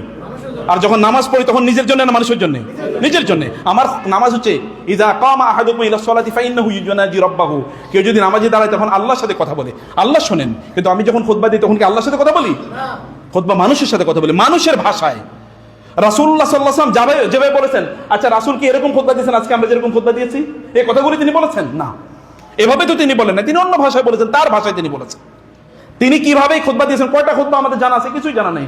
খুতবার বেসিক আরকানগুলো জানা আছে। তিনি কোরআনের, তিনি আল্লাহর প্রশংসা করতেন, তার উপর দুরূদ পড়তেন, এবং তিনি কোরআন আয়াত বলতেন, তিনি হাদিস কোট করতেন, মানে তার কথা কোট করতেন, এগুলো তিনি বলতেন, এবং অন্যান্য কথাবার্তাগুলো রাসূল সাল্লাল্লাহু আলাইহি ওয়াসাল্লাম বলতেন, এবং তার সকল কথাই কি মানে সুন্নাহ অর্থাৎ হাদিস, তার সকল কথাই। কিন্তু আমাদের তো সব খুতবা আমাদের মুখস্থ নাই, তখন কেউ লেখেনও নাই কতগুলো খুতবা। কিছু আছে আমাদের জানা, আর আমরা তো সে কথাই বলি না। খুতবা এটা এক ধরনের ওয়াজের মতো। ওয়াজের ভাষা কোনোদিন কি না, ইবাদত না। পাবলিক স্পিকিং কোনোদিন এটা ইবাদতের ইস্যু না। যখন আমরা আজকে যে কথাগুলো বললাম, এতক্ষণ বাংলায় বললে আপনারা কয়জন বুঝতে পারতেন? কয়জন বুঝতে পারতেন বলেন তো? আলেমরা ছাড়া বাদ দিয়ে বুঝতে পারতেন আপনারা? না। মানুষ সাইকোলজি বলে, মানুষের নিজের ভাষায় যদি কথা বলে তাহলে মানুষ এটা বেশি গ্রহণ করতে পারে, এবং মানুষের হৃদয়ে গিয়ে এটা আঘাত করে। অন্য ভাষায় বলে তা মানুষ বুঝতে পারে না অধিকাংশ সময়। সামটাইমস আমার ছাত্রদের সামনে আমি বাংলা মানে আর ইংরেজিতে কথা বলার কথা, কিন্তু কখনো কখনো বাংলা কিছু টার্ম ব্যবহার করি, তখন তারা বলে স্যার এখন বুঝতে পারছি জিনিসটা, এর আগে বুঝতে পারিনি। This happens sometimes. তো আমাদেরকে ল্যাঙ্গুয়েজের এই ব্যারিয়ারটা না রেখে, যেমন এখানে খুতবা, আপনার খুতবার মধ্যে যে জিনিসগুলো থাকা দরকার, কোরআন এবং হাদিসের ব্যাপক পরিমাণ উদ্ধৃতি, দ্বিতীয় খুতবাটা পুরোটাই সম্ভব হলে আরবিতে, দোয়াগুলো সব আরবিতে, এটা করেন। আর বাকি কথাটা আপনারা এমনভাবে বলেন যেন মানুষ বুঝে না। আদারওয়াইজ যে হাজার হাজার প্রতি বছরে যদি 52টা খুতবা হয়, তাহলে 10 বছরে কি পরিমাণ খুতবা হয়েছে? 5,500 খুতবা হয়েছে। 5,500 খুতবার প্রভাব কই সমাজে? সমাজে প্রভাব নাই, মানে সমাজে প্রভাব নাই। বা 550 খুতবা সমাজের প্রভাব নাই। প্রভাব এই জন্য নাই, অথবা ধরেন 1000 খুতবা, প্রভাব এই জন্য নেই কারণ লোকেরা বুঝে না। যখন আমি অনেকেরই দেখি খুতবার সময় ঘুমায়, এবং বহুত লোকেরা বলছে আমার জীবনের সবচেয়ে ভালো ঘুমটা খুতবায় গিয়ে হয়েছে, মানে এর চেয়ে ভালো ঘুম আমি জীবনে কোনোদিন ঘুমাইতে পারি না, খুতবায় যেরকম ঘুম পায়। আবার অনেক লোক রাতের বেলা, জুমার দিন রাতে তারা ঘুমায় না, কারণ খুতবায় গিয়ে ঘুমাবে। এই কারণে আগে রাতের একটু কম ঘুমায়, কারণ খুতবায় গিয়ে ঘুমাবে। আপনারা হয়তো বা ঘুমাইতেন আজকে, আমি যদি মাঝে মাঝে দমক না দিতাম হয়তো বা ঘুমিয়ে পড়তেন যে আজকে একটু ভালো ঘুমিয়ে নিই, আজকে এটা ভালো দিন। মসজিদে ঘুমানো মানে, কারণ খুতবা তো শান্তির জায়গা হতে পারে বলে, হ্যাঁ আমার প্রচন্ড শান্তি, আমি জান্নাতে ছিলাম, এরকম একটা ভাব, এই কারণে আমার ঘুম চলে এসেছে। হ্যাঁ ভালো, আপনি ইসলামের কথা বুঝলেন না কিন্তু জান্নাতে চলে গেছেন। প্রিয় ভাইরা, খুতবাটাকে আপনার প্রাণবন্ত করেন। এই মসজিদে আর রাসূলুল্লাহ সাল্লাল্লাহু আলাইহি ওয়াসাল্লাম দুটো খুতবা দিয়েছেন, আপনারা দুটো করেন। আপনারা বলবেন যে আগে একটা নসিহত করলাম। ভাই আপনি যখন নসিহত করেন তখন তো কেউ মসজিদে নাই, তাহলে আপনি কারে নসিহত করছেন? মানুষকে বলুন যখন মানুষ মসজিদ থাকবে। গোড়ামির কিচ্ছু নাই এর মধ্যে, অমুকে জিতে গেল আমি ঠকে গেলাম এরকম কিচ্ছু নাই। আল্লাহর দিনকে জিতিয়ে দেন, মানুষ দিনটা ভালো করে বুঝুক, মানুষের ভাষায় মানুষের কাছে দিন প্রচার করা দরকার। আর বাকি কথাগুলো তো আমাদের কোরআন এবং হাদিসের উদ্ধৃতি থাকবেই। আল্লাহ সুবহানাহু ওয়া তাআলা যেন সাহাবায়ে কেরামের মতো এরকম জজবাওয়ালা মুসলমান আমরা হতে পারি, এবং আল্লাহর দিনকে আল্লাহর জমিনে আল্লাহর স্পিরিট এবং রাসূলের সাহাবীদের স্পিরিট নিয়ে যেন আমরা প্রতিষ্ঠা করতে পারি, দাওয়াতি কাজ যেন এভাবে করতে পারি। আল্লাহ সেই তৌফিক আমাদেরকে দান করুন। আল্লাহুম্মা আমিন। اللهم تقبل منا إنك أنت السميع العليم. اللهم إنك عفو كريم تحب العفو فاعف عنا. أقول قولي هذا وأستغفر الله لي ولكم ولسائر المسلمين فاستغفروه إنه هو الغفور الرحيم.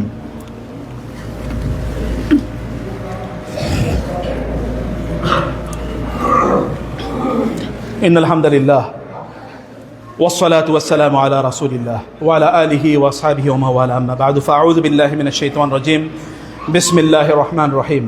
إن الله وملائكته يصلون على النبي يا أيها الذين آمنوا صلوا عليه وسلموا تسليما. اللهم صل على محمد وعلى آل محمد كما صليت على إبراهيم وعلى آل إبراهيم إنك حميد مجيد. اللهم بارك على محمد وعلى آل محمد كما باركت على إبراهيم وعلى آل إبراهيم إنك حميد مجيد. اللهم اغفر لنا ذنوبنا وإسرافنا في أمرنا وثبت أقدامنا وانصرنا على القوم الكافرين. اللهم إنك تعلم ما تكن صدورنا وما تخفي وما تعلن يا رب العالمين. اللهم اغفر لذنوبنا وإسرافنا في أمرنا وثبت أقدامنا وانصرنا على القوم الكافرين. اللهم انصرنا، اللهم انصرنا، اللهم انصر الإسلام والمسلمين يا رب العالمين. اللهم انصر المجاهدين في كل مكان. اللهم شتت شمل اليهود والنصارى والمشركين. اللهم عليك بأعداء الإسلام والمسلمين يا رب العالمين. يا حي يا قيوم برحمتك نستغيث، يا حي يا قيوم برحمتك نستغيث. أصلح لنا شأننا كله ولا تكلنا إلى أنفسنا طرفة عين. اللهم أصلح لنا ديننا الذي هو عصمة أمرنا، وأصلح لنا دنيانا التي فيها معاشنا، وأصلح لنا آخرة التي فيها معادنا، واجعل الحياة زيادة لنا في كل خير والموت راحة لنا من كل شر. اللهم ارحمنا، اللهم ارحمنا، اللهم انصر، اللهم ارحمنا، اللهم اغفر لموتانا، اللهم اغفر لموتانا يا رب العالمين. اللهم أنجنا، اللهم نور قلوبنا بنور الإيمان، وزين أخلاقنا بأخلاق القرآن، وأخلص أعمالنا لك ولدينك يا رب العالمين. اللهم إنك عفو كريم تحب العفو فاعف عنا. ربنا هب لنا من أزواجنا وذرياتنا قرة أعين واجعلنا للمتقين إماما. ربنا لا تؤاخذنا إن نسينا وأخطأنا. ربنا لا تحمل علينا إصرا كما حملته على الذين من قبلنا. ربنا ولا تحملنا ما لا طاقة لنا به واعف عنا واغفر لنا وارحمنا أنت مولانا فانصرنا على القوم الكافرين. عباد الله رحمكم الله، إن الله يأمر بالعدل والإحسان وإيتاء ذي القربى وينهى عن الفحشاء والمنكر والبغي يعظكم لعلكم تذكرون. فاذكروني أذكركم واشكروا لي ولا تكفرون. দাঁড়িয়ে কাতারগুলো সোজা করে নিন।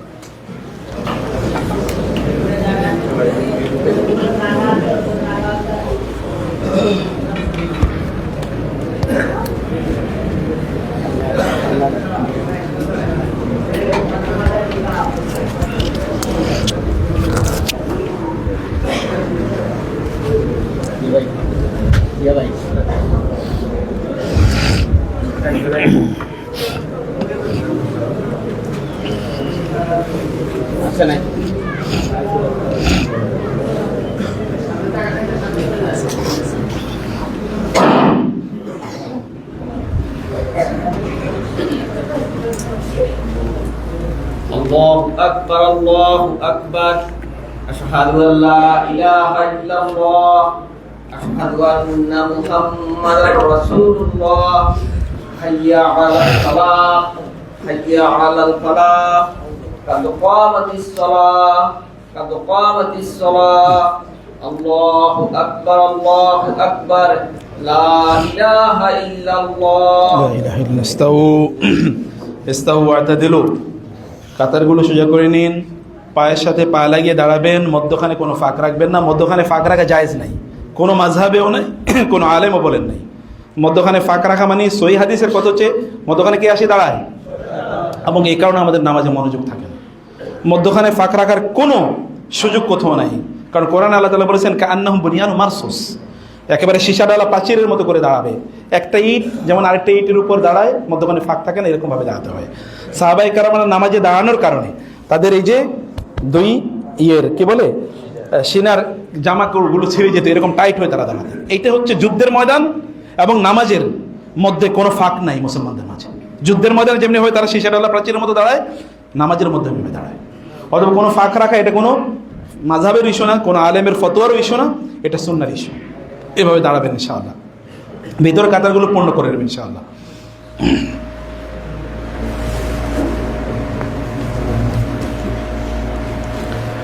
আল্লাহু আকবার।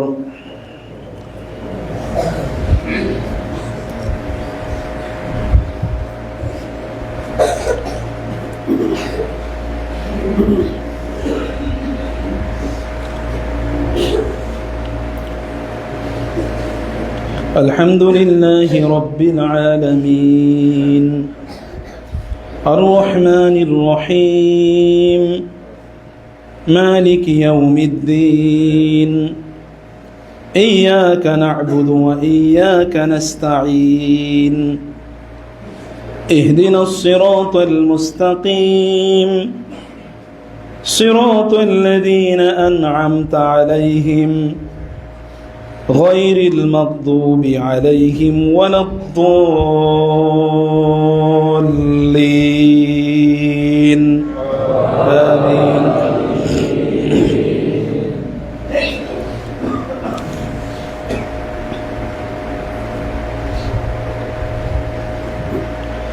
قاف والقرآن المجيد بل عجبوا أن جاءهم منذر منهم وقال الكافرون هذا شيء عجيب أإذا متنا وكنا ترابا ذلك رجع بعيد قد علمنا ما تنقص الأرض منه وعندنا كتاب حفيظ بل كذبوا بالحق لما جاءهم فهم في أمر مريج أفلم ينظروا إلى السماء فوقهم كيف بنيناها وزيناها وما لها من فروج والأرض مددناها وألقينا فيها رواسي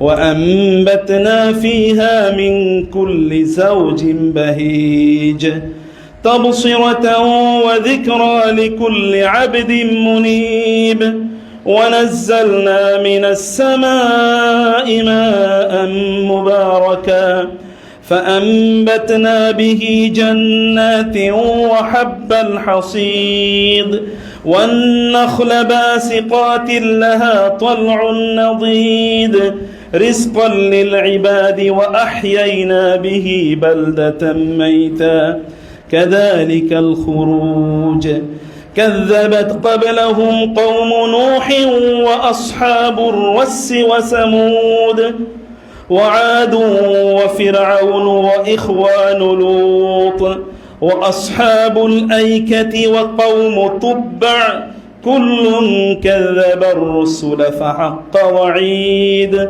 أفعينا بالخلق الأول بل هم في لبس من خلق جديد ولقد خلقنا الإنسان ونعلم ما توسوس به نفسه ونحن أقرب إليه من حبل الوريد إذ يتلقى المتلقيان عن اليمين وعن الشمال قعيد ما يلفظ من قول إلا لديه رقيب عتيد وجاءت سكرة الموت بالحق ذلك ما كنت منه تحيد ونفخ في الصور ذلك يوم الوعيد وجاءت كل نفس معها سائق وشهيد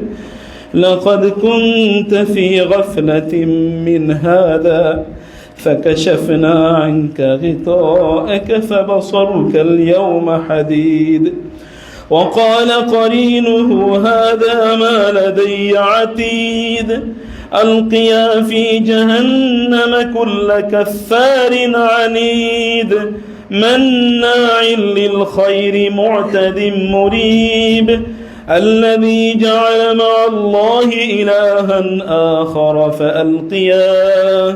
فألقياه في العذاب الشديد. الله أكبر.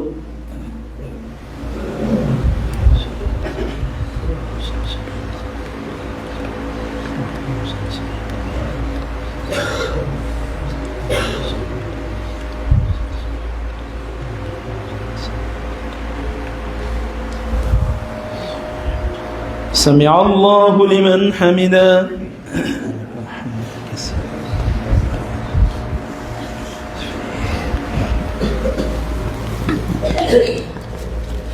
الله أكبر.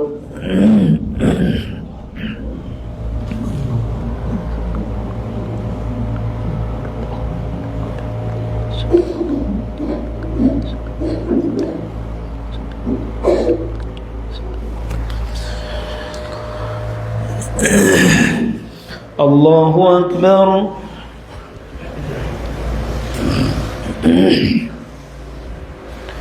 الله أكبر.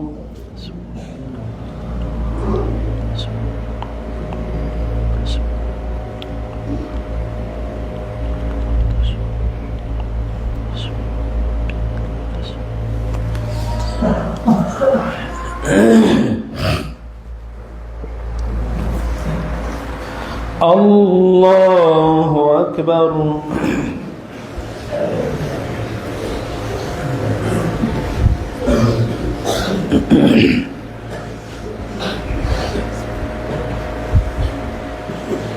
الحمد لله رب العالمين الرحمن الرحيم مالك يوم الدين إياك نعبد وإياك نستعين اهدنا الصراط المستقيم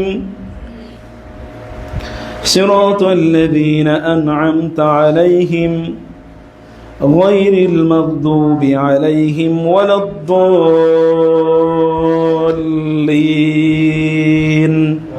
آمين.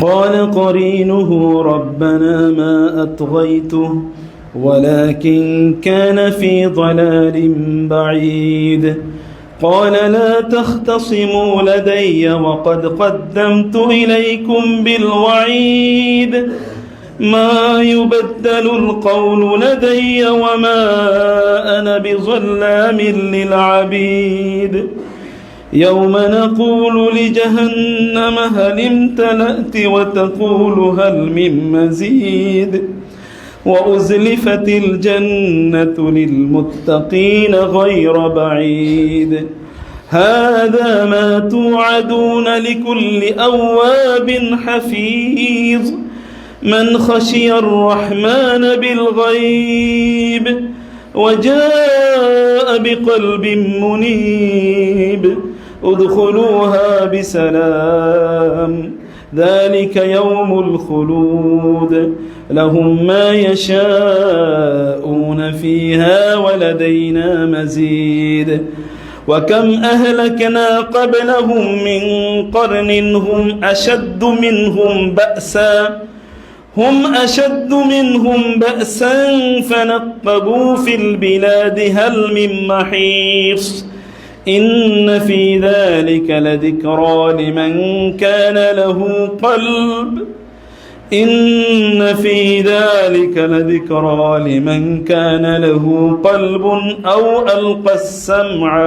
أو ألقى السمع وهو شهيد ولقد خلقنا السماوات والأرض وما بينهما في 6 أيام وما مسنا من لغوب فاصبر على ما يقولون وسبح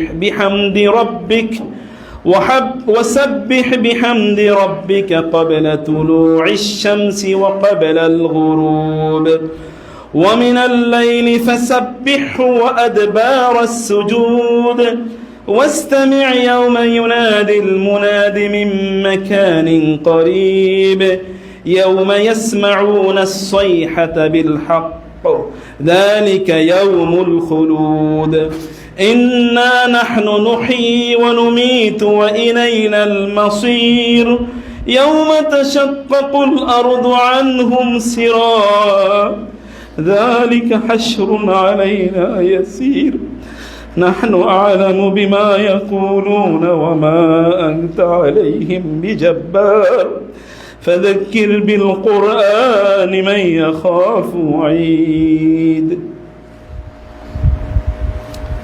الله أكبر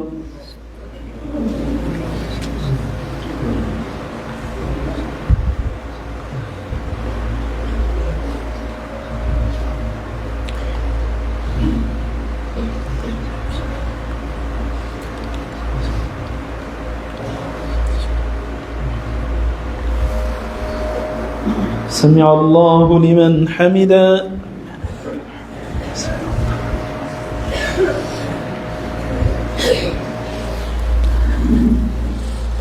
الله أكبر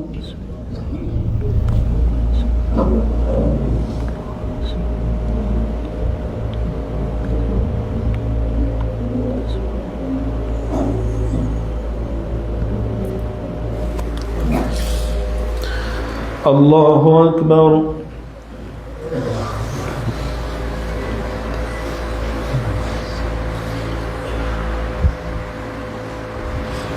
الله أكبر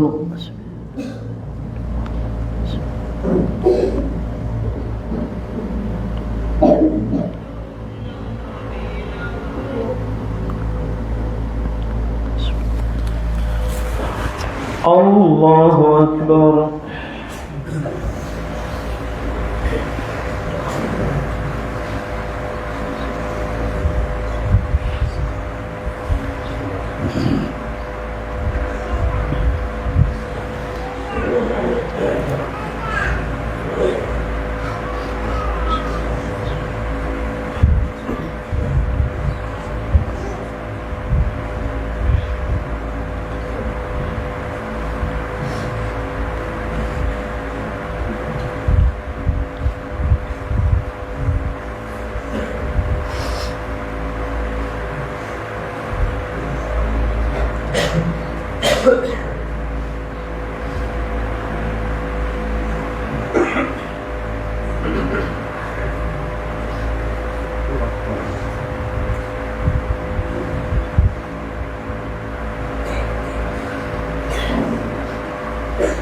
السلام عليكم ورحمة الله السلام عليكم ورحمة الله الله